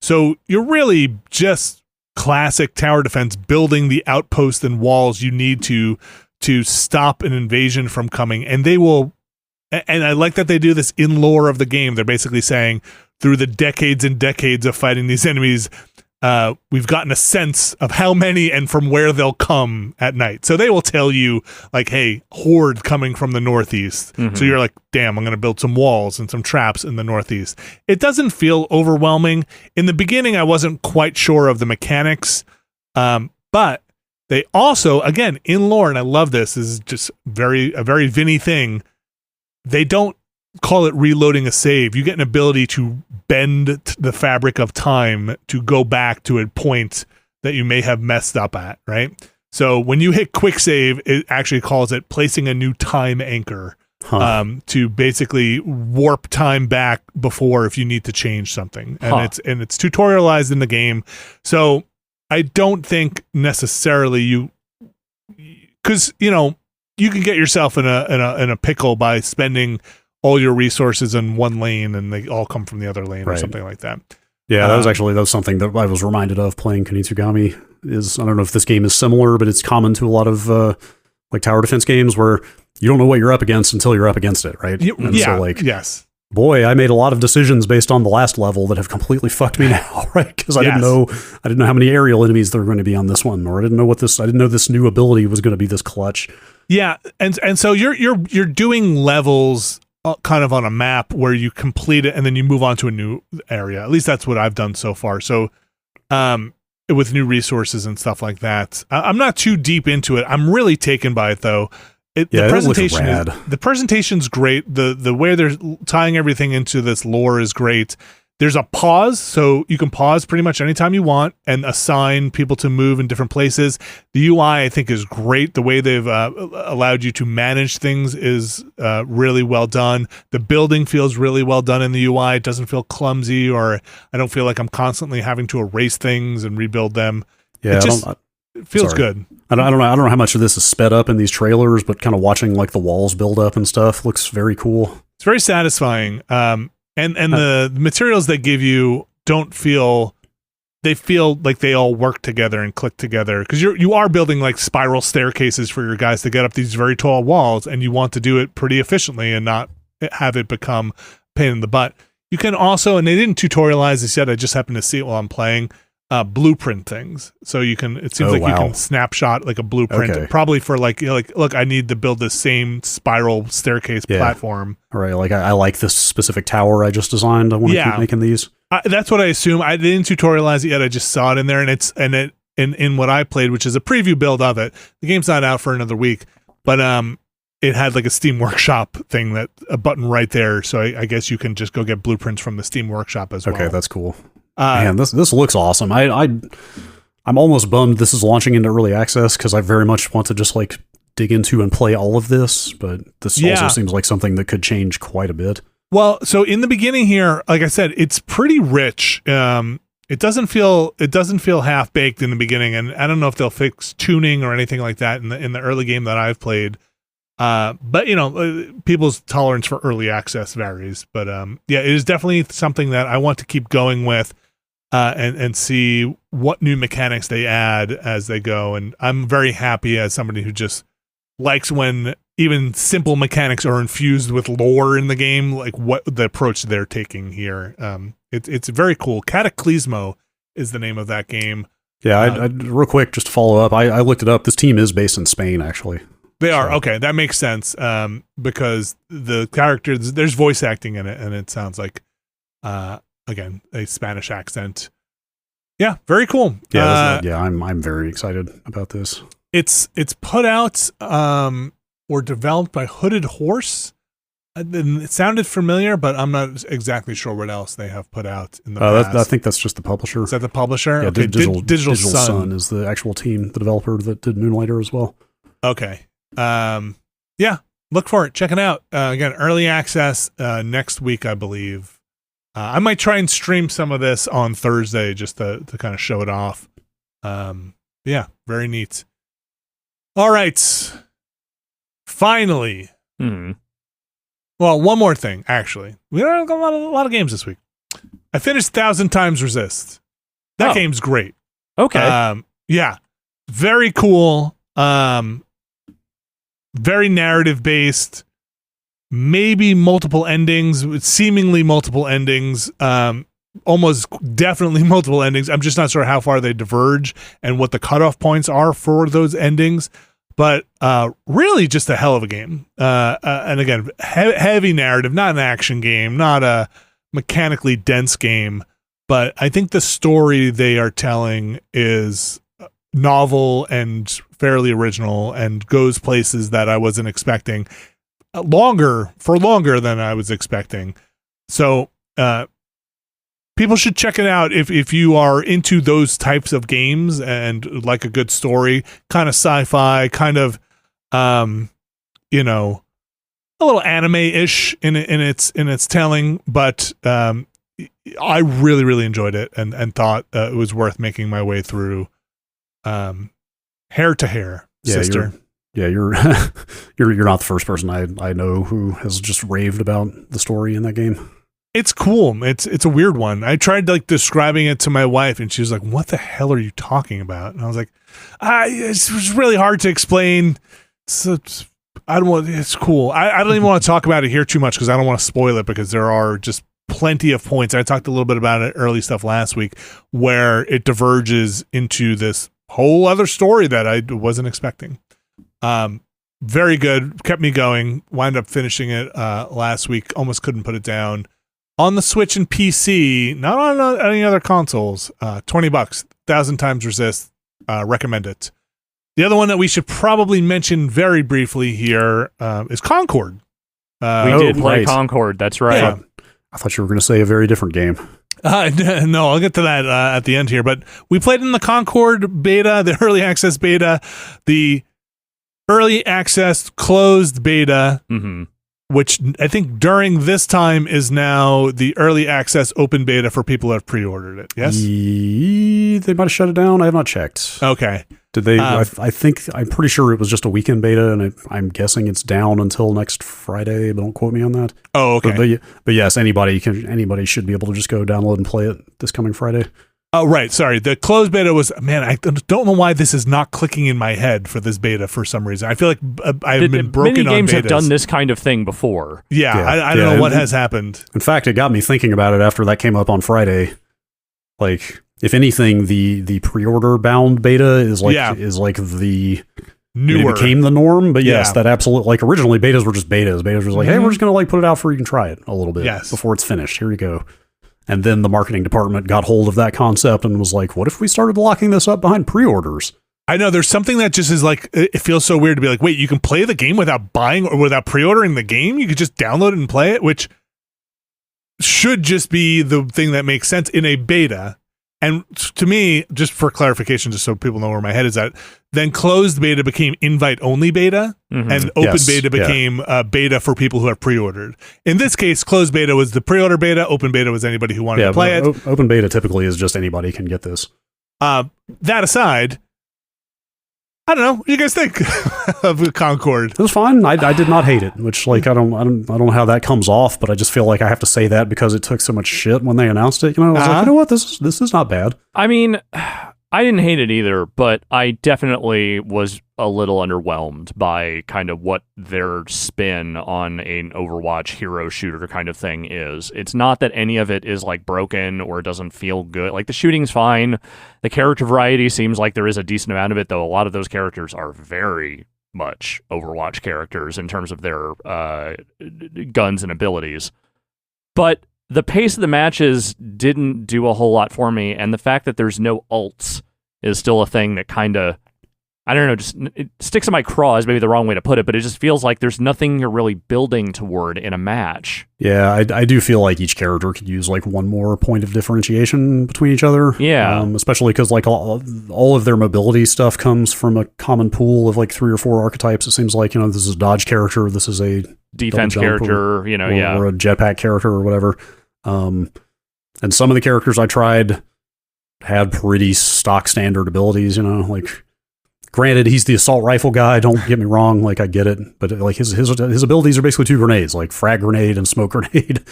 And that was kind of it. I was like, well, he's got some passives, like, he gets an outline on enemies when you aim down sights through smoke, stuff like that. But still, it was just like, like one more big over the top ability per character to set them apart from each other would really be nice here. It is something that maybe fairly or not. This game is coming out in August. I feel like it's the hardest thing it has is setting itself apart from something like Overwatch or Overwatch 2 at this point, or any of those other ones. And I think that for me in the beta was like, I'm not sure it accomplished that mission to give itself a unique take on that genre. That's like, oh damn, Concord's doing this other thing. Like, I feel like the finals had a similar problem of getting out of like an Apex Legend or away from that, and it had the terrain destruction. Yeah, it had a hook. Oh, yeah, like that's cool. Like, yeah, I like that. I don't know if Concord in the beta has done that. Maybe they'll do it outside with their talking about the narrative focus of the characters and the arcs. The Overwatch did a lot of that as well. Yeah, somewhat. And also, I don't know how much people are really looking for story. I mean, it's not like it's bad to have it, but I don't know if that's enough for people who are just looking for their next competitive shooter. Well, and the big thing is that, like, if you're gonna try and like exist in the Overwatch space, which I'm not even really in that anymore. I have not played much Overwatch 2 in a very long time, but like the whole thing with Overwatch is that, yes, it's fun, but it's also kind of charming. And that was the thing that I think like won a lot of people over, is that they liked the characters. Whether or not the story was there, they liked the characters and they liked the interactions between them. And the thing is, what I've played of Concord, which is admittedly not a great deal in terms of like the cutscenes they're giving you and the stuff that's like, I guess, the story, but what they did show, it's a little charmless. Like, it's just a little flat. Like, not terrible, just like, yeah, it's just kind of happening, and I'm not really feeling anything for any of these characters or what their supposed mission is. Concord's bad hair day is what you're saying. I think it's more than a bad hair day. I think we'll see when this game goes live if they spice it up a little bit. The mission types we played didn't seem to be out of the realm, like kind of cut from a similar cloth of other hero-based shooters. Yeah, it's a lot of territory control and getting a bomb to a place and stuff. Yeah. So we'll see. At least that we saw, it seems like there are more modes we had not unlocked. Yeah. We played a decent number of match variety types, but it feels like there is probably more there they don't have in that beta. Yeah, I think I got to like character level 8 or 9 by the end of that. I guess the way I would sum up how I felt about it was I considered playing more of it over the weekend and then did not. Yeah. Okay. But I did consider it. That is I might play some of the final version. Actually, the finals of Concord, $40 on release. And again, if you pre-ordered it, you probably played some of that beta because you were probably interested in it. I think sorry, just one more thing to throw in that pot of early access beta stuff. I think I'm pretty sure they opened it up to PlayStation Plus. I believe one that was tier the or case. another also. Yeah. So maybe some people got in there. Probably goosed the player counts a good bit. Betas, what are they anymore? I don't know if that's a sign of how many people had not pre-ordered it, but anyway. Yeah. Yes. Again, probably worth mentioning. $40, not a free game. When it comes out. I'm sure we'll get more into that when it actually comes out, but that's probably a tough road to hoe for them. You think this game, or maybe they've announced and I haven't seen it, just comes out on the base PS Plus for users for free? That would be a way to go. Yeah, I could see it. For the first month, at least. Yeah, drop it in there. I guess it depends on how heavily monetized it is and how confident they are in that stuff. Like they think they can get people to spend more on it by giving them the base game, then maybe. Yeah. All right. That's Concord. Again, out in about a month and a half here. Finally. I finished Final Fantasy VII Rebirth. You're free. You did it. You've heard me talk about it. You're probably sick of me complaining about it. My final thoughts. I enjoyed that game for the most part. I absolutely think it is overstays its welcome. Don't blame me. I didn't make all those side quests. I just played in that world. It's a long game, and it feels like a long game. Okay, that's way more damning. Yeah. Final hour count. Oh, I forgot. 130 or something. 120, somewhere 121. Which is, look, Elden Ring I've got over 100 something hours in. The Witcher I probably have like close to 80 something hours. I don't remember you complaining about either of those being too long, though. Is the thing. like this one just felt it, and there is definitely a criticism to be had of like, well, you don't have to engage with everything. It's true, and I at some point I stopped engaging with some stuff, but it just felt long. Even that last bit felt long. Well, it's like you said, it felt padded out, right? Like there's just parts that feel like they are just going on beyond what is reasonable. I think the bigger thing is like, I just feel like it didn't go anywhere. After all that time, just didn't. Story-wise, you mean? Yeah. So, I mean, that I have been envisioning this moment. I've been thinking about this moment for months now, since it became clear you were going to finish this game way before I do. What did you think of the ending? Like, not much of it. Okay. I didn't think much of it. Yeah, because I still don't know much of anything about it other than that a lot of people don't like it. I just, well... We'll get there eventually, I swear. But like, I think I was thinking I would have a stronger feeling on it. I just didn't have a strong feeling about it. Okay. And you know, my passion for Final Fantasy VII is not very deep. Like I enjoyed that Final Fantasy VII. I played it pretty late in the game, in the timeline. But I enjoyed it. I respect Final Fantasy VII. But yeah, I don't know. It just, I think I was thinking something radical and polarizing was going to happen at the end of that game, and by the time I turned it off, I wasn't really thinking that much more about it. So, okay, yeah, I'm still curious to see what they decided to do, even if it sucks. You might have a stronger feeling about it because I feel like your memory of Final Fantasy VII probably would resonate more than maybe mine did. Yeah, but I also I don't love that game as much as some people do. Like I like it just fine. But, yeah, I don't know. It's not like my whole life has built up to the moment of getting to see these events realized in higher fidelity or something. I need to talk to Ben Hansen about it. I think he really, really likes that game, and I want to. Interesting. Yeah, Rebirth specifically, not just 7. Rebirth. When I was on Fire Escape, he was saying that he loves that game. Okay. I don't want to put words in his mouth, but he seemed to really enjoy it. So I kind of want to go back now and be like, why? I'm not trying to trash it.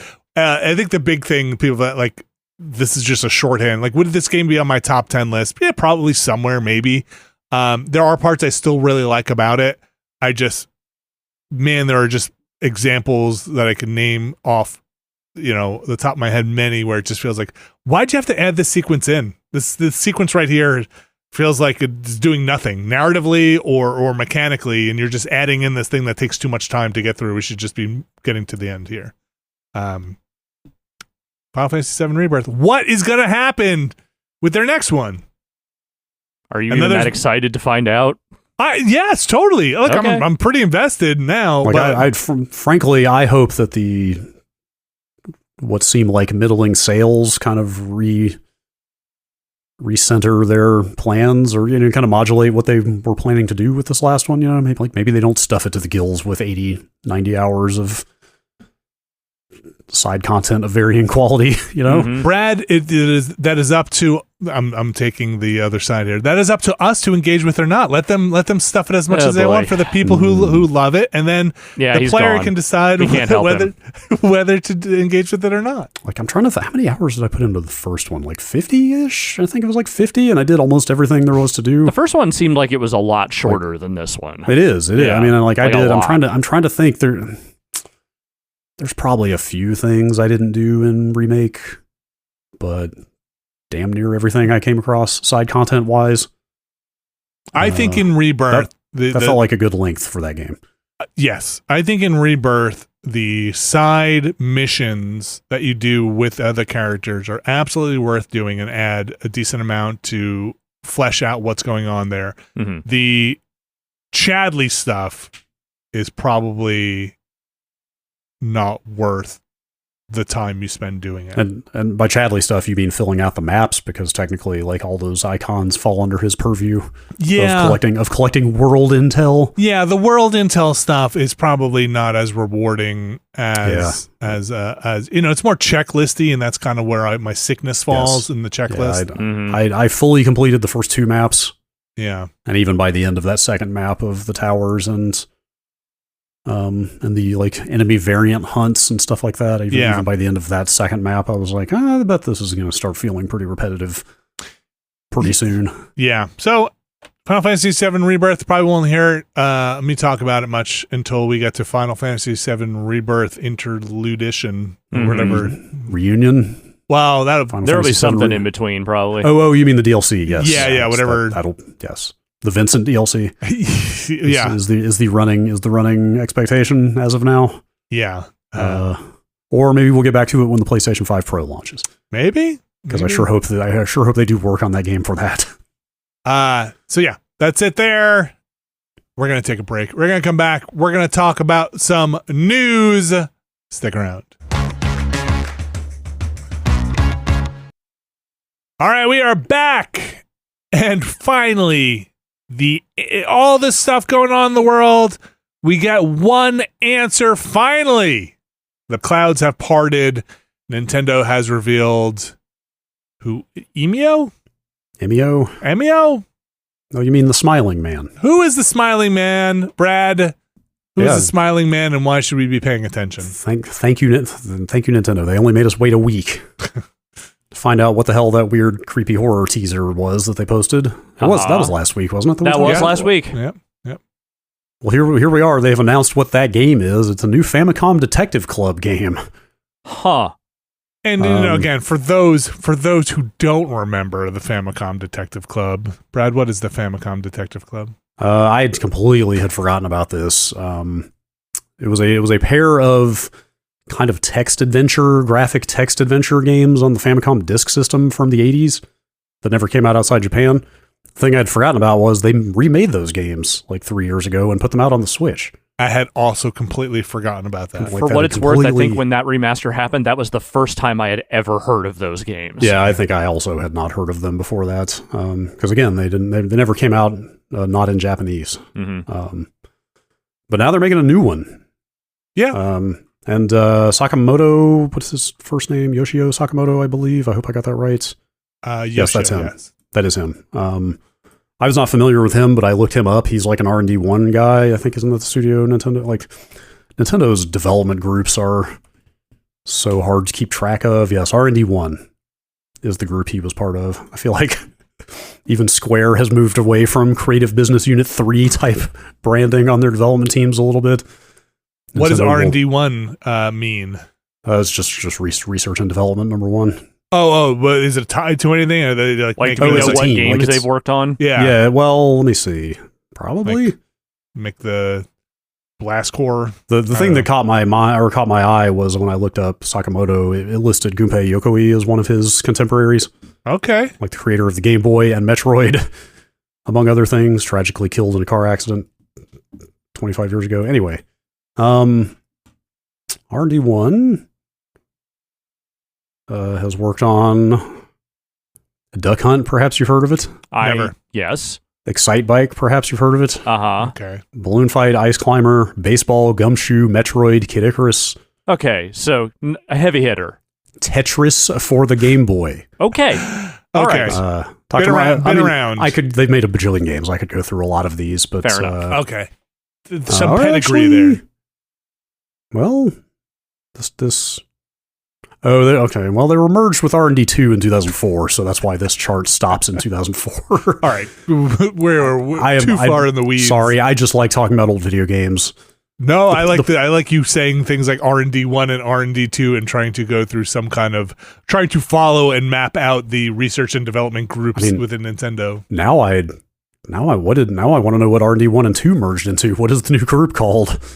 Where's my 45-minute YouTube video essay about the history of R&D1? Waiting for you to make it. I guarantee there's like 8 of those out there. Well, these games look visual novel-esque or like deja vu-esque. Yeah, I only brought that up to reinforce that Sakamoto worked on the original games and has been around doing this forever. So there is like legit pedigree on a new Famicom Detective Club game here.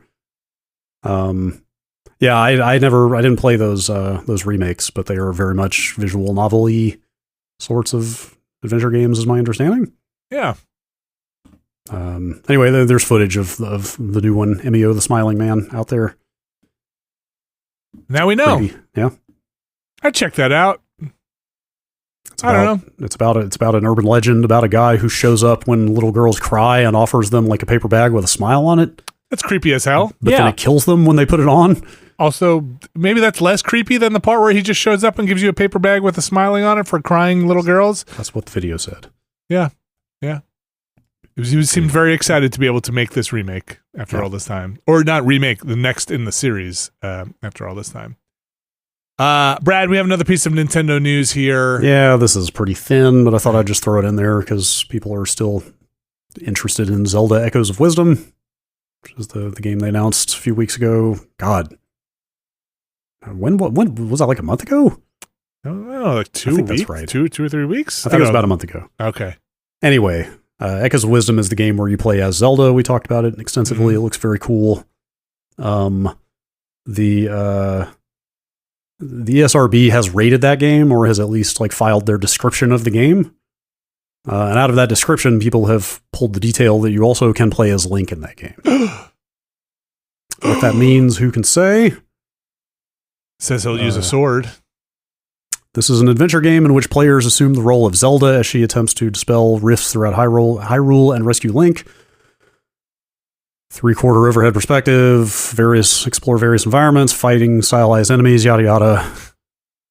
As Link, players use a sword and arrows to defeat enemies. Zelda can use a magic wand to summon creatures such as wind-up knights, pig soldiers, and slime for battle. That's the wording of the ratings board. This could be super thin. Like, I wouldn't be shocked if this is just like, oh, you play as Link for 5 minutes in the intro. Mm-hmm. Like, that seems like exactly what they would do, right? It's like, oh, here you go. You're going to start as Link and play the Zelda you know, and then, oops, there he goes. Here's the actual game.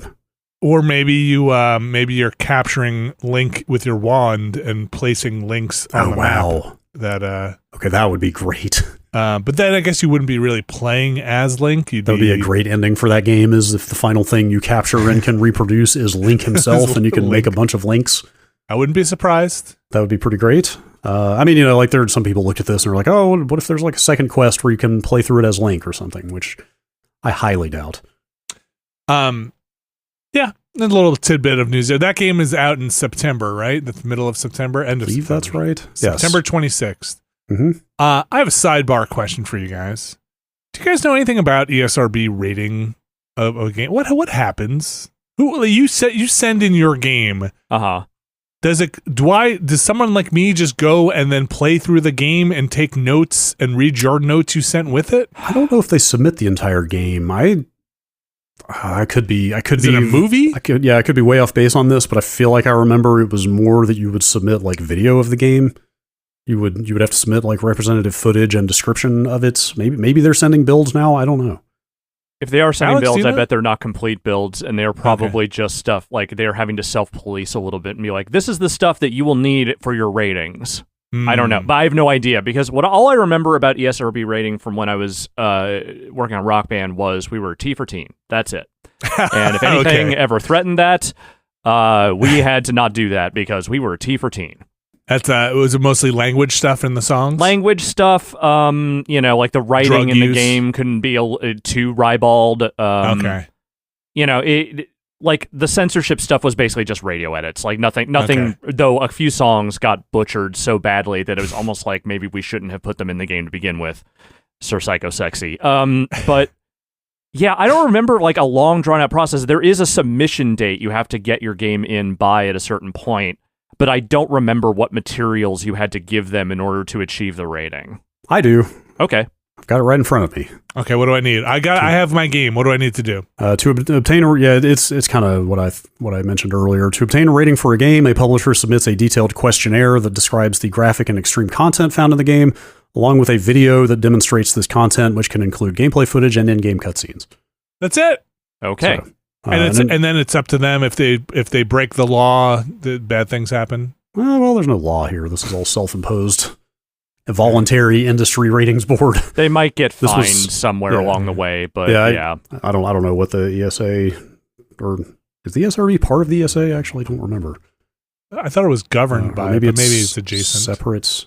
No, it is under the ESA. So yeah, maybe they are able to leverage or levy fines on members or something. I don't know. But now, how about Peggy? Peggy. Peggy 15. Well, that's some continental shit. I don't know. Are you I don't know. Have to ask the Europeans about that. I want to basically what I wanted was to maybe look at like a, in my late game career, be like, I'll go sit and I'll just rate games. I'll just sit and I'll rate early games and play games and be like, yeah, this ain't so bad. This is E for everybody. Yeah, well, I'm going to be a Nintendo game counselor. What do you think of that? I think your time has gone. I don't know if you could do that anymore. I don't know if they have it. I think that's just being a streamer. Mm-hmm. Yes. NoClip has a video about this called "How Does the ESRB Rate Video Games?" Who would ever trust those guys? From 5 years ago. So it's 45 minutes long. So there's I might go watch that. Plenty of info to be had here about how games get rated. All right. Speaking of games, this is my segue. Speaking of video games, it'll do. Speaking of video games, Alex, just use that as the segue 100% of the time. Well, speaking of video games, it wouldn't always work. Sometimes we're not. But speaking of video games, Alex, you are trying to finish your not Yakuza. Yeah, game. it's you can just say it. I don't care. It's like a dragon now, but if you say Yakuza, I'll still know what you mean. You are trying to finish your Like a Dragon, but will you finish by the time the next game gets revealed from, I'm going to do this slowly, Ryu Ga Gotoku. Ryu Ga Gotoku. Yeah. That's the first time I've maybe ever actually said their name without stumbling over it. Yeah, if I say it too quickly, I just swallow the whole thing. What's going on with them? So they've been teasing some stuff here and there. I think they were showing some videos at one point of them doing actress auditions for hostesses in whatever their next game is going to be, because they do those like hostess minigame things in like a Dragon. Mm-hmm. But so now they are straight up saying they are going to announce their next project, and it is coming at TGS. TGS, which is soon, September. And the language they are using is, it's going to be a surprise. And that actually means less than nothing to me, because there are about 3 or 4 different ways they could think a surprise would be surprising.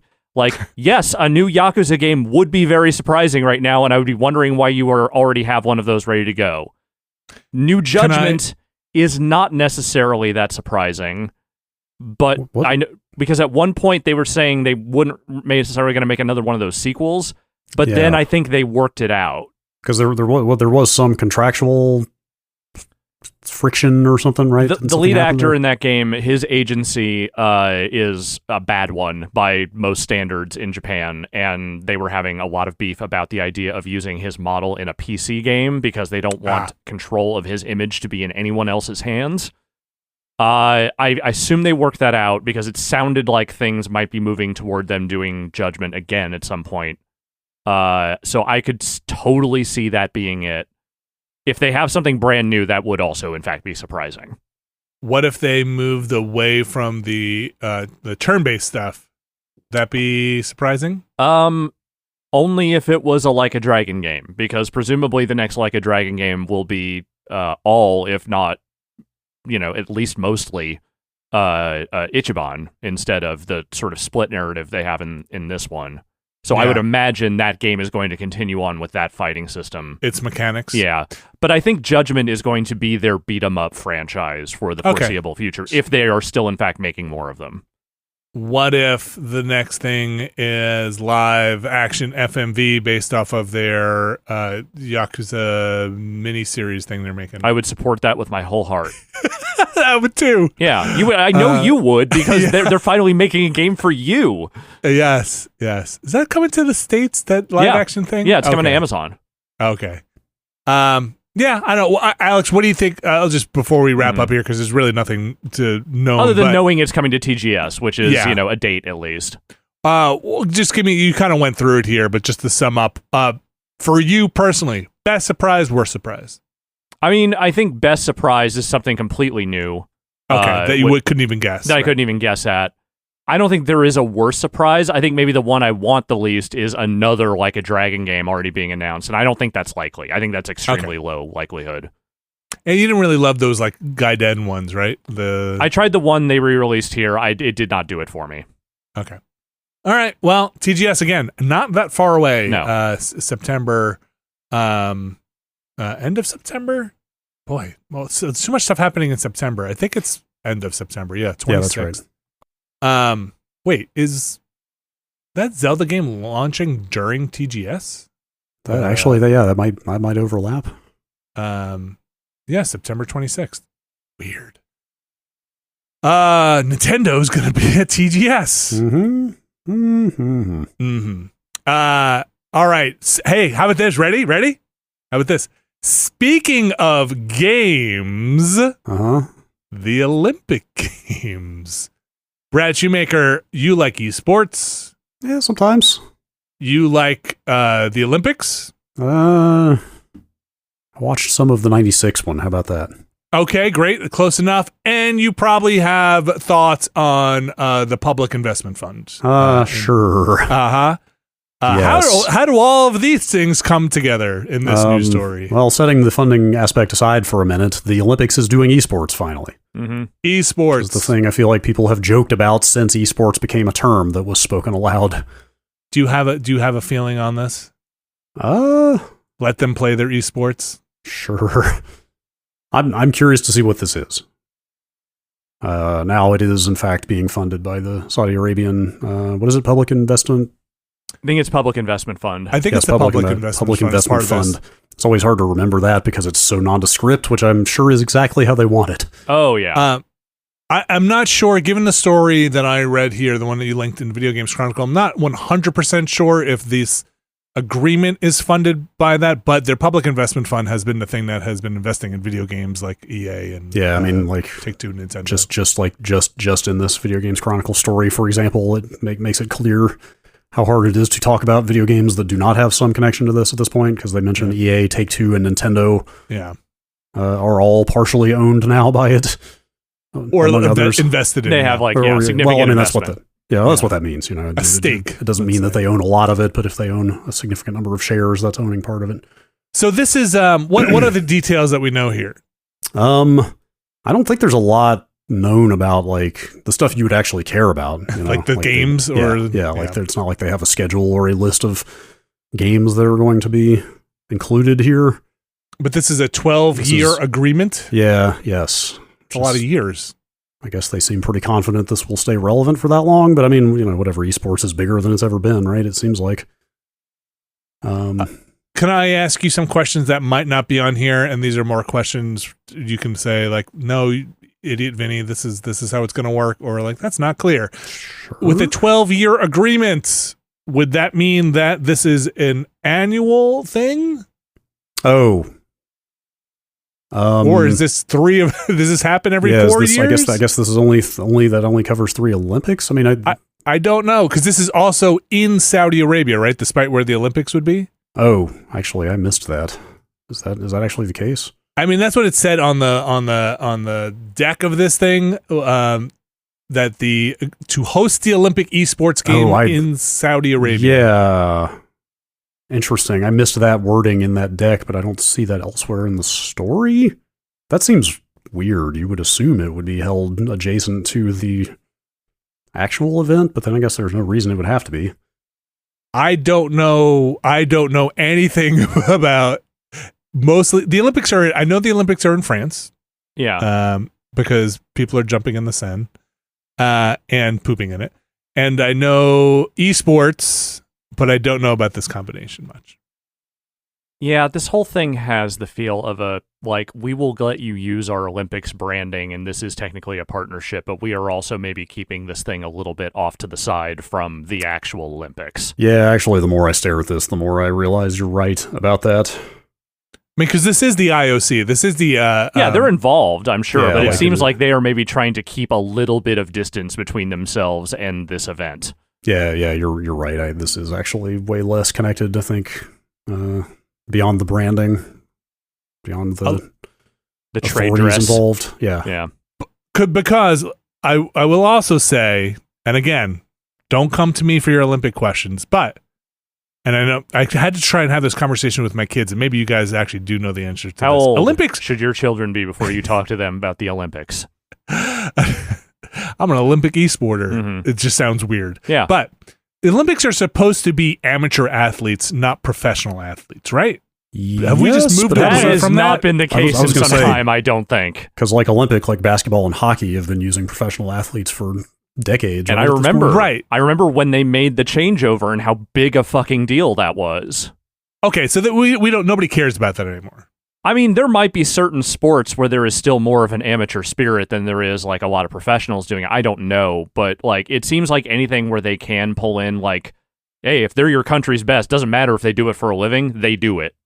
But they don't just field like the Chicago Bulls. You still put together a team for the USA based off they have of, to be American players, but the thing is, Yeah. and you can pull from any number of combinations of NBA teams, and in fact, but I think but it is always an all-star team, more or less. But they more or less are pulling from the NBA, not from the greater basketball players of yes. America. I mean, Okay. most of the national teams that in Europe like probably have one or two NBA players in them at least as well. Okay.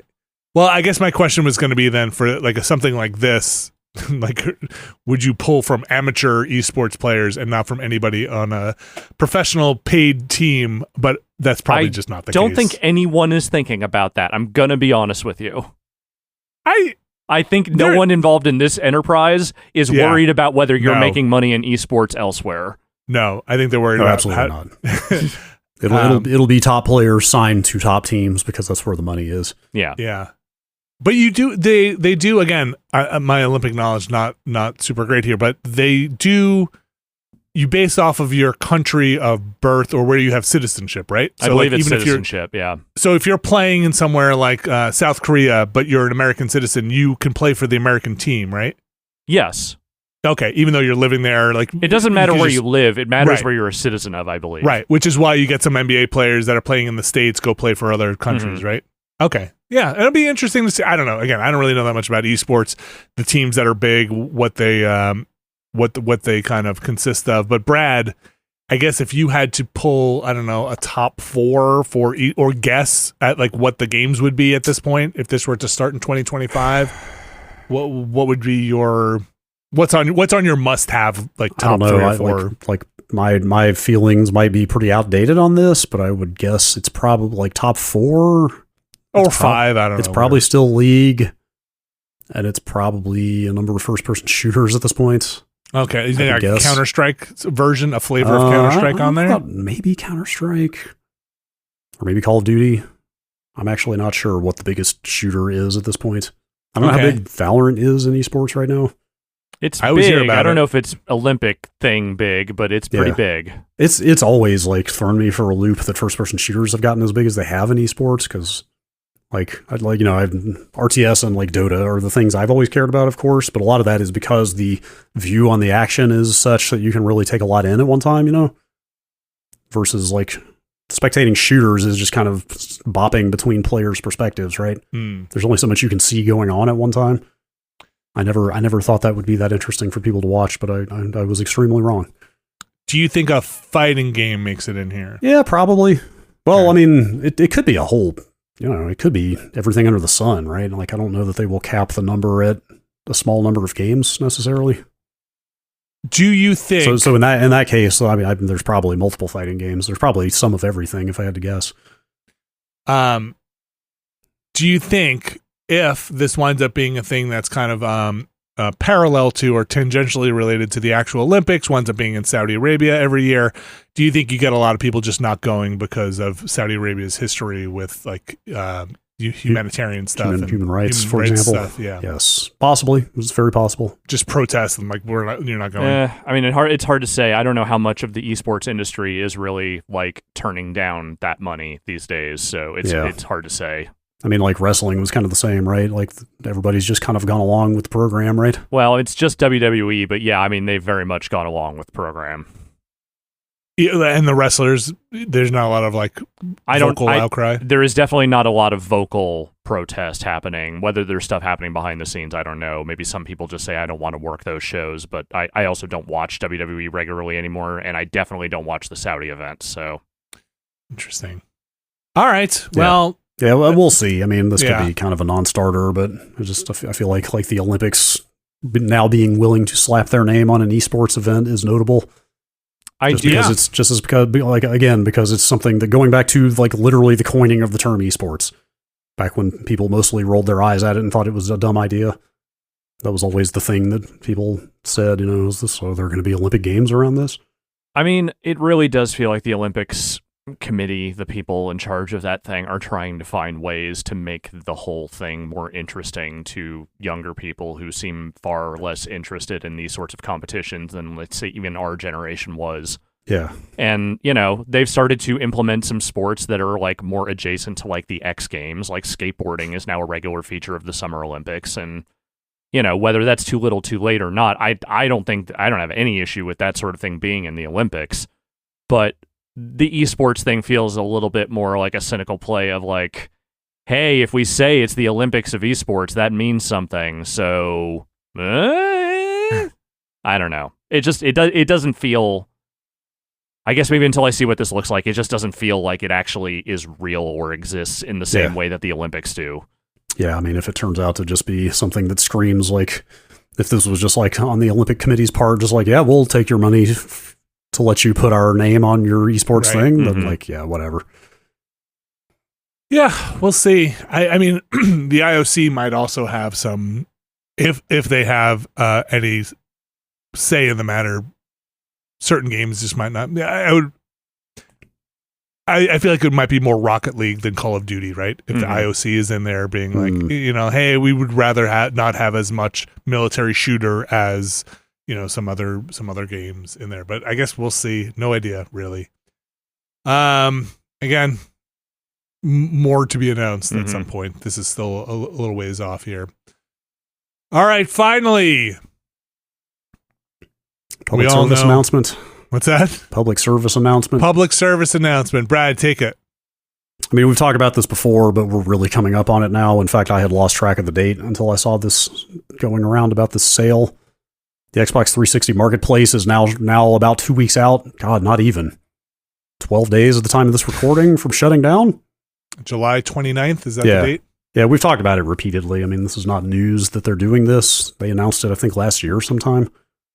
But the scale of this sale, and things have been going on sale for months now. I don't know if you've kept up, but like a lot of games on the 360 Marketplace have been getting cheap. I have not really kept up.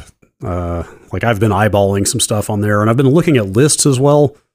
The thing I wish there was more of out there, because I don't feel like doing the work myself, is a more cross-referenced list of everything on the 360 Marketplace and whether it is unique or not there, and like and how much it would be elsewhere and what state the ports are to other platforms. You know what I mean? Totally. Yes. Because it's like, oh, if there's a good Steam port of this, then whatever. Right. Give me the list of just the Xbox 360 games that are unavailable anywhere else. You will never get this shit anywhere else again list. Yes, and I have seen some partial lists of that sort of thing, and from skimming them, I didn't really see a lot that I was like heartbroken about, so it's kind of whatever, I guess. But anyway, whatever. They have continued dropping prices, and they have now rolled out as of yesterday, actually, the 16th is when this went up. They have deepened the sales on here to such an extent that like they're practically giving a lot of these games away. Would you pay 99 cents for Red Faction Guerrilla? Yes, I would. Yes. Would you pay, I think it was it $2.99 for Splinter Cell Chaos Theory? I could be convinced. Yes. Oh, I don't know. Like these are, I think I have. Do I get a copy of the soundtrack? How about Kane and Lynch Dead Men for $2.99? Sure. I don't need to, but if I was buying other stuff, I might. The list that Microsoft put up, they only have the discount percentages here, not the prices listed. So I have to kind of click through, so I can't just read stuff off very quickly. But let's see, the absolute lowest discount I see on here is like 67%, but most of these are 85 to 90% off of their initial retail. No, I think that's off of their current. Oh, we've lost our lease. Everything must go. I think that's off of their current. Oh my gosh, regular price, not original. Okay, I guess, is there anything below 99 cents you think on here? Original Dead Rising is $1.99 right now. Okay. Yeah, I think 99 cents is actually maybe the cheapest you can actually sell something on there for. I think that's probably the case. Would that just giving it away for free? Because I think it was like the equivalent of like 100 Microsoft points or something at that time, and that was the lowest you could do. Brad, why don't okay, I'm not actually asking you this, but bear with me in this.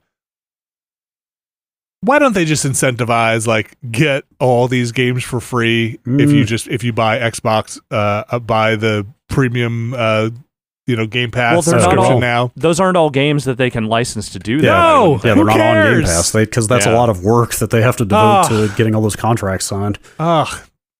Just give me give me, instead of having me go, just I'll give you $50. Just give me a grab bag of games. Just Vinny, give me the stuff. You are like what, a 45-year-old man? How do you not know that anytime something you want to happen won't happen? It's because too many lawyers have to talk to one another. That's always the answer. Just flip a switch. And then we just flip a switch somewhere. Once those lawyers start talking, it all goes wrong every time. I need to look and see if I have Gorilla on PC. Though there's that remastered. Yeah, you're better off just getting the remaster at this point. I was just playing Portal. Still Alive. I was going to say Staying Alive. Still Alive from the 360 version of that on the Xbox. Surprisingly, on console, not a lot of places to play Portal. So make sure it's downloaded and good. Is that on sale? How much is that? Let's see. Is that It is not. It's not? Nope. How much is it? I don't know. I don't have it in front of me. Oh, okay. It's not on the I list. think I looked it up earlier. I think it might be like $15 for that still live edition or something. Some of these are actually, wow, it's like the Activision stuff in particular. Am I really going to pay $10 for Gun? Okay, see, now that's one they could just give away. That's a launch game. Yeah. That's a literal launch game. It's Gun. It's only 50% off. Singularity is also only 50% off, although Singularity is great. Yeah, that's a better game. Singularity is worth $15, although there are probably better versions at this point than 360. That's probably like $2.99 on PC, isn't it? That did get a PC port, didn't it? I think it did. Pretty sure it did. The 360 was in that land where not everything was, and if it did, they maybe didn't get good ports. Oh God, Singularity is $30 on Steam right now. Really? Activision just not big on sales. Well, they're about to be. Yeah. Thanks, Microsoft.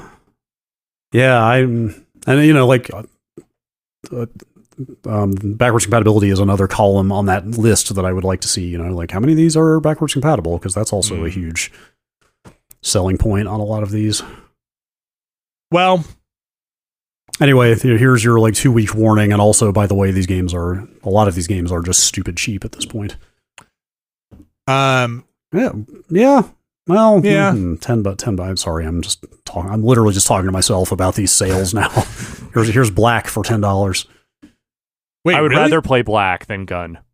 Wait, on the list, it can't be $10 on that list. The story write up, Black was like $1. Oh, maybe it does say 90% off on this table, but when I click through, it's still being listed at $9.99. Maybe that sale is not maybe applying. They pushed it back up. Black's a big earner. Maybe I don't know. I don't know. Yes, you're right. On the actual page, it is $9.99, and on this story, it is 99 cents. Who knows?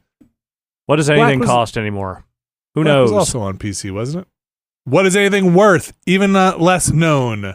There was, in that Polygon article that you sent around, Brad, there was some language in there that said, maybe this won't be as big a deal in the future once we're through the 360 stuff, as they've kind of been a little bit more forward compatible looking with catalogs. Do you guys believe that to be true, or do you think we'll be going through this every couple of cycles? Yeah, I mean, I tend to think that technical capability and business are pretty separate. Even if the hooks are in place for games to continue running on future Xboxes, if some licensing or business deal ends and doesn't get renewed, it's still gone anyway. Mm-hmm. Okay. Yeah. Unless, maybe the contracts are being written now, in some kind of perpetuity, your game will be offered for sale. This will be offered on the Xbox family of hardware or the Xbox marketplace. I do think in the last decade or so, a lot of these contracts have been shifting away from those expiring licensing deals because of the fact that they keep running into this problem where they'll have to do things like patch out songs or just stop selling things because of it. I mean, I guess the bigger thing is the modern games now, probably a lot of them are connecting to servers, and we've all talked about that, the servers going down. So we'll see how that holds up. But Brad, that's not the only thing. Oh yeah, I just kind of threw in as a, since we're talking about the 360 and we've been talking about the 360 and its imminent 20th anniversary. They put out a dynamic theme that is blades for the Xbox consoles. It wasn't as exciting as I thought when I saw it. Well, I mean, I've gone through all the other dynamic themes, so I knew exactly what this was going to be, which is just an animating background image. Yeah, like a lot of people. I thought the animating would be like the blades moving. Just kind of concentric circles. I don't think their dynamic themes have any hooks into UI motion, but I could be wrong. Okay, maybe they do. It's not like some of those amazing PS4 dynamic themes where like particles would scatter everywhere. Or even the PS3 did that, right? Where like the particles in the background were actually affected by you fiddling with the interface, which was great. I mean, good on them for putting it in here, but yeah, I mean, it's cool. It's not what you want, though, no. which is to go back to when you were 22 years old. No, they couldn't sell me that. Oh, man, I wasn't ready for that one, but yeah, you're right. Shit. You know what? No, you know what? Glad to be here. There were so many. I was 26 to be fair when it came out. But anyway, there's a lot of living in between 26 and where I'm at now. Yes. So. I mean, it's cool to see them doing some stuff with the 360 imagery, though. Sure. Maybe there will be more, as I've said. Like, it'd be great if they reissued some games, did some work on some of the cooler stuff from that launch. We did the what anniversary was it where at GameSpot we did that big video featurette on the launch of the Xbox? Was it we did like a big interview thing and a lot of footage and it was a big Microsoft thing. That was while we were all there? Yeah. Man, I don't know. It would have had to have been about the original Xbox then. Yeah, there was like interviews with the team and like, the original team that was there. And I remember putting it all together. I can't remember exactly what it was for, though. God, that stuff is so hard to find now. But it was like a big thing. I just remember getting all this footage and these interviews, and it's cool. Like if that feature got attached to a game space, it's probably still relatively easy to go find it. But if it was like just a flat feature page, yeah, I bet that's in the wind, man. That's like Wayback Machine at best if you can find it. Must have been like 2007-ish, I guess, right? Yeah, that was the last full year that any of us was there. Anyway, that's you can get that theme for free, yeah? Or do you have to buy it? No, the themes are. I don't think they sell any themes. I've never seen one for pay. Okay. So you can just go download it. Are they limited? Like, did they go away? I don't think so. Okay. I haven't downloaded all. Or actually, I don't think you have to go claim them. I think they all just get patched in. Okay, so they'll just be in like a library? Yeah, like I was using the Dead Space remake one for a while, and that one I think just showed up in my interface at some point. I've always just used the stock as the stock background. Yeah, there's a bunch of generic ones built in as well that are not tied to a game, that are just other forms of that stock one. Maybe I will take different types of particles and stuff. Take a gander. Yeah, take a gander. See what you find. What color and dynamic theme combination do you use on your Xbox? Let us know. Mm-hmm. Sound off in the comments. My color has been like a kind of a sky blue, not sky blue, but kind of a medium blue since the launch of the series, the Xbox One. Medium blue. What about you guys? No idea. I think my shit is just default. Green? Really? You just left it on the green? Yeah. I changed it. I mean, part of this is just working in an office where a bunch of different people use consoles all day long. A lot of that was just I don't want my color to be the same color as logged out. Yeah. So I can look at the console and immediately know if I'm logged in or not. I think I just still have one of those like default robot avatars on there. Yeah, I'm still using the same stupid steak. I do feel like whenever I see something pop up that has somebody using one of the avatar avatars, like the Xbox avatar, it feels out of time. It feels like weirdly broken, like the system broke or something. Well, even though I know you can surface them. If it looks like one of the original ones that was taken on a 360, absolutely. Because they did bring them back at one point, and you can have a modern looking avatar again now. Right. But yeah, if somebody's using just like the gamer pick they made on the 360 a bajillion years ago, then I was like, yeah, this person hasn't logged in about your Xbox account. This person hasn't logged in 25 years. Yep. All right, that's gonna do it for the news. Summer news. Summer not. We're gonna move over to the emails. Brad Shoemaker, you got an email here? Yeah, let's do like one email. Yeah. Running pretty long here. Speaking of video games. Okay, good segue. I like it. Nice work. Aiden from Illinois writes in, speaking of Final Fantasy. Oh. Speaking of a number of things. Okay. In the various Mario RPGs that have released over the years, Mario's primary method of attack is to jump on his foes. So I pose the question, is Mario a Dragoon? Yes. That was kind of my initial thought as well. I But, can't justify it, but I'm just going to say yes. I mean, how specific do we want to get, though? Does a Dragoon need to jump off the top of the screen and hang out in the air for multiple turns? Do you need to miss a turn? That was going to be my question. Because if that's the case, then I guess no. Although I guess I can't say for sure that he does not have a move in any of those games that takes him out of the picture for multiple turns. Brad, do you imagine that... I think I haven't really spent the time thinking about this too much. Is he going up and down the entire time, or is he hanging out above the screen? Like, is he jumping so high that he is sailing up and it takes him that long to come back down? Or does he go up and then hang out and like then drop a straight down? float. We're talking about Kane, right? Yeah, of course. The Dragoon. From the Final Fantasy Classic 4. Yeah. What do you think? What's he doing off screen? Is he like sitting on the top of the screen? I guess I never thought about it that hard, but the implication has to be that it's a height thing, right? Because the higher he jumps, the harder he's going to land, right? And you want to make this seem like a hell of a jump kick. Or maybe he was like he waits for like the perfect opportunity, sits on the top of your TV, and then jumps down. He's up there in the overscan. Yes, he's hanging out in the overscan. Like in the rafters, like the rigging of the stage. I like that one. Yes. It's not bad. And if that's the case, then yeah, maybe Mario is just a better Dragoon and he could just time the jumps a little smaller. Maybe he's the original Dragoon. Yeah. You know who's more Dragoon than that is I would say Link in Zelda 2 does that downward sword thrust. Yeah, it's not bad. Yeah, you got the weapon pointing down. Okay, so is Scrooge McDuck then a fucking Dragoon? Yep. And so is Shovel Knight. Yep. Dragoon. Wait, hang on. Are Link and Shovel Knight just Scrooge McDucks? Ooh, who did it better? Well, Scrooge McDuck is really rich, so I think we have to default to him. You don't think Link is rich at this point? That Link you saved the kingdom. You think he'd still be doing this Ganon bullshit if he was rich? But this is 2. This is Link has already defeated Ganon. Yeah. Now he's got all the riches. Where he is. He's running through towns, doesn't know what the fuck's going on. Octoroks are shooting at him all the damn time. He's got to fight his fucking shadow self. You think a rich man would do that? You think being rich is easy, Alex? It's yes, more money, DuckTales. more problems. Everybody wants to steal your number one dime. That's Scrooge McDuck. Look at all those problems he has. Look, they say life is like a hurricane. Yes. Okay. Yeah. Total conversion. Get rid of Kane. Put in Scrooge McDuck. We're done. Done. Got it. Done. Locked it in. Dragoon answered problem. Dragoon answered problem. Oh my gosh.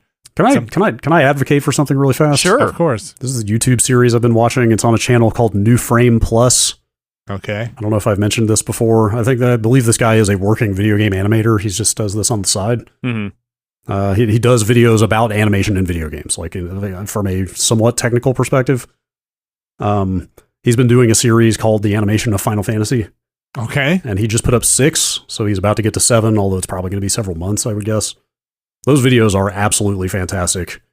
Like, I'm bringing it up for you, Vinny, since you just finished 7 and you talk frequently about trying to remember those games. Uh-huh. Because if you go back and watch those, or if you watch the videos, ostensibly it is about the animation, and he full on is talking about like pixel work, sprite heights, and frame counts, and all kinds of stuff like that. But what really you're getting is like he's actually looking at the entire identity of each game through the lens of its animation. So you're getting a bunch of detail about the story and characters, the storytelling techniques, like. Sounds cool. And when there's a console change, like he talks in a lot of detail about how the NES like draws sprites to the screen.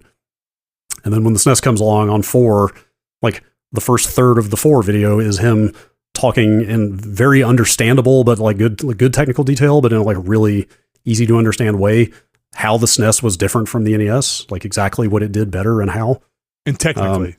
Yeah, but again, not in a dry way at all. Like it's like a lot of nice diagrams. And here's the thing that blew my fucking mind, and you'd think I would understand this because NTSC just kind of is what it is. The Super NES is the exact same resolution as the NES. But Sure. I never thought about that before until he spelled that out, and he was like literally everything about why the SNES looked better than the NES was just more colors and more sprites on screen.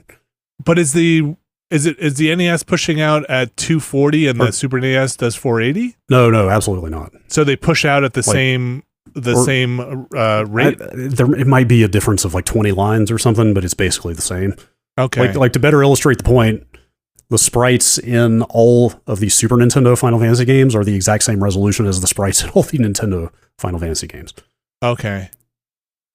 Because I thought, and I have to just dig deeper. The Nintendo was pushing out basically a progressive signal every other frame, where the Super Nintendo was interlaced, and this is just from capturing it and having the set stuff. Which is why you get that blink in NES games, like stuff just blinks on and off instead of the interlace effect of it. Could be way wrong there. It's been a long time since I tried to capture an NES. But that sounds awesome. What's the name of that series again? It's just called The Animation of Final Fantasy. New Frame Plus is the New Frame Plus is the channel. But anyway, I was recommending it to you because again, you would get a good refresher on the characters and story and kind of everything about each game. And how they evolved over time. And again, he's about to get to 7, which is going to be rad to see that transition and there's a lot of very interesting detail in there. Cecil. That's actually the hardest part of this whole fucking thing is hearing what I assume are meant to be the correct pronunciation of characters that I will never fucking say in my life. Cecil? Cecil is the canonical pronunciation. Rydia? Fuck that. Rydia? Rydia, I believe. Rydia? Yeah. Okay. Fusuya. Fusoya. Okay. I think the one that has scandalized me most recently is Cayenne for Final Fantasy VI. Not Cyan? Okay, I can't sanction that. And I assume all these names are written in katakana or kana of some form in Japanese, which is inarguable what the pronunciation is. There's only one way to read it. So I'm very probably wrong on a lot of these, but I don't fucking care. What was the Yeti's name? Umaro. And then Gobo? Go-Go is the mimic. Back when they had good characters. Uh-huh. All right. Thanks for the email and getting us. This is where emails go. You start at Dragoon, you wind up on Cayenne. Cayenne. I can't do it. I can't. Nope. Again, I fully assume that is the correct pronunciation. I just can't. I can't. Pori? Palam and Porum or Palam and Param. I don't know, depending on who you are. You say Palam, I say Palam. I will say nothing of the sort. That's going to do it for our emails. You can send emails into podcast@nextlander.com, podcast@nextlander.com. Alex Navarro, big news. Watchcast, tell us where we're at. Well, if you are in our $10 and up tiers right now, you can listen to the finale episode of Twin Peaks: The Return. That is up on the Patreon feed now and will be available to everyone as of next Monday. We did it. We watched it all. But we have not finished the fight, for there are books to consider as well. So next week's episode, the one that will be going up next week for our $10 and up patrons, will be a bonus episode, but a long one, where we talk about all the supplemental materials of Twin Peaks and also just kind of wrap up our larger thoughts about all things Twin Peaks. And I feel like it's where Brad and I basically question you for all the holes in the plot. I do my best. There's probably stuff I still forgot and still missed, but I did my best. And then that is going to put a bit of a bookend on the Twin Peaks and the David Lynch stuff, at least for now. Where are we headed next? So the next handful of episodes are going to be a little more scattershot because there's going to be 1 week where you're out, Vinny, and then there's going to be another week where we're just going to take another break because we're going to be on vacation. But what I can say is that the next film, the first film in our non-Twin Peaks related next block, is going to be a movie that stars one of the cast of Twin Peaks: The Return, Robert Forrester, in Jackie Brown. Now, I don't know if I've ever seen Jackie Brown in any memorable form. I might have seen bits and pieces of it. And Brad, you have not seen it for sure? I have not. Definitely not. It And is Alex, my you favorite have. Tarantino Okay. movie. Okay, great. I'm excited. And one of the best Elmore Leonard adaptations there is.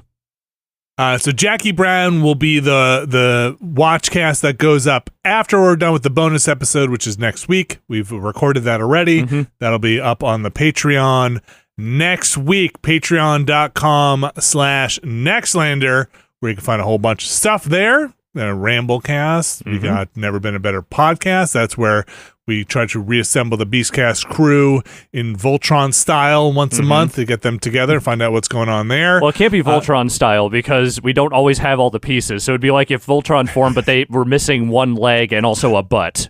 Yeah. It's we try our best to stay upright and vertical. I try to be the butt every week, but it doesn't always work. I think we're trying to get Austin on there, and I forget exactly who else is booked on there. Is it Abby? I believe it's Abby. I think it's Abby on there for the next recording, which I think we're recording next week. I lost track. People are very busy, so it's There's hard a lot to going on in the summer, so it's hard to get bookings. But we have it booked. And we'll be recording that, and that'll be on our Patreon as well as alongside the other things that are on there. We'll have planoramas, all sorts of stuff. Patreon.com/Nextlander. You can go there. You can support us, keep us doing what we're doing, support our guests, keep them coming through. Love having guests on. Alex, I think you're going to have some guests for the Watchcast in the near future. Sounds very exciting. Working on it. Yes, sounds awesome. So, patreon.com/Nextlander. Find a tier that is right for you. One tier there gets their names right on this here podcast. Alex Navarro, would you do the honors? I would do the honors. Our mysterious benefactors for this week are Sean Miller, RRE, Infelicitous Rips, Kelly F., Brian Lucier, Skywarp, John Hubbard, Evan Cook, Mark Wilhelm, Jerry Lee, Deirdre says please fucking vote, Gary Pejsky, Robert Fisher, Bunny Fiend, Chad Rita, Statics, Fantastic Asm 89, Brian Murphy, Randy Duax, Andrew Tiepkin, Alex Wu, It Me JP, Edward Chick, Andrew Slosky, Steve Lynn, Matthew Herrig, David Campos, and Tyler Treese. Those are our mysterious benefactors for this week. Thanks to all of you, and thanks to everyone who has supported us again over at patreon.com/Nextlander. Like Alex said, we got a lot of stuff going on with the Watchcast as we transition away from Twin Peaks into the next form of the Watchcast. We got a bunch of stuff going on in streaming land as I have now finished Final Fantasy VII Rebirth. It is behind me. And we have finished Cyberpunk. We find ourselves at a crossroads. The world of video games opens before us. That's right. So we're figuring out some new stuff there. I think tomorrow, if you're listening to this at the time of its recording on Thursday, I might stream some of that Cataclismo. It really, like I said, kind of took me there. So I might check that out. I'm very curious to play more of it and show it off a bit because I think it's a very cool game. Still need to get into Homeworld 3 one of these days and boot that up as I try to plug in and make some time for the games that maybe I missed during this year before the end of August and September rolls around with some highly anticipated big releases. That's going to do it for the show. Thank you very much, Alex Navarro. Thank you. Thank you very much, Brad Shoemaker. Thank you. And we'll be back next week. See ya.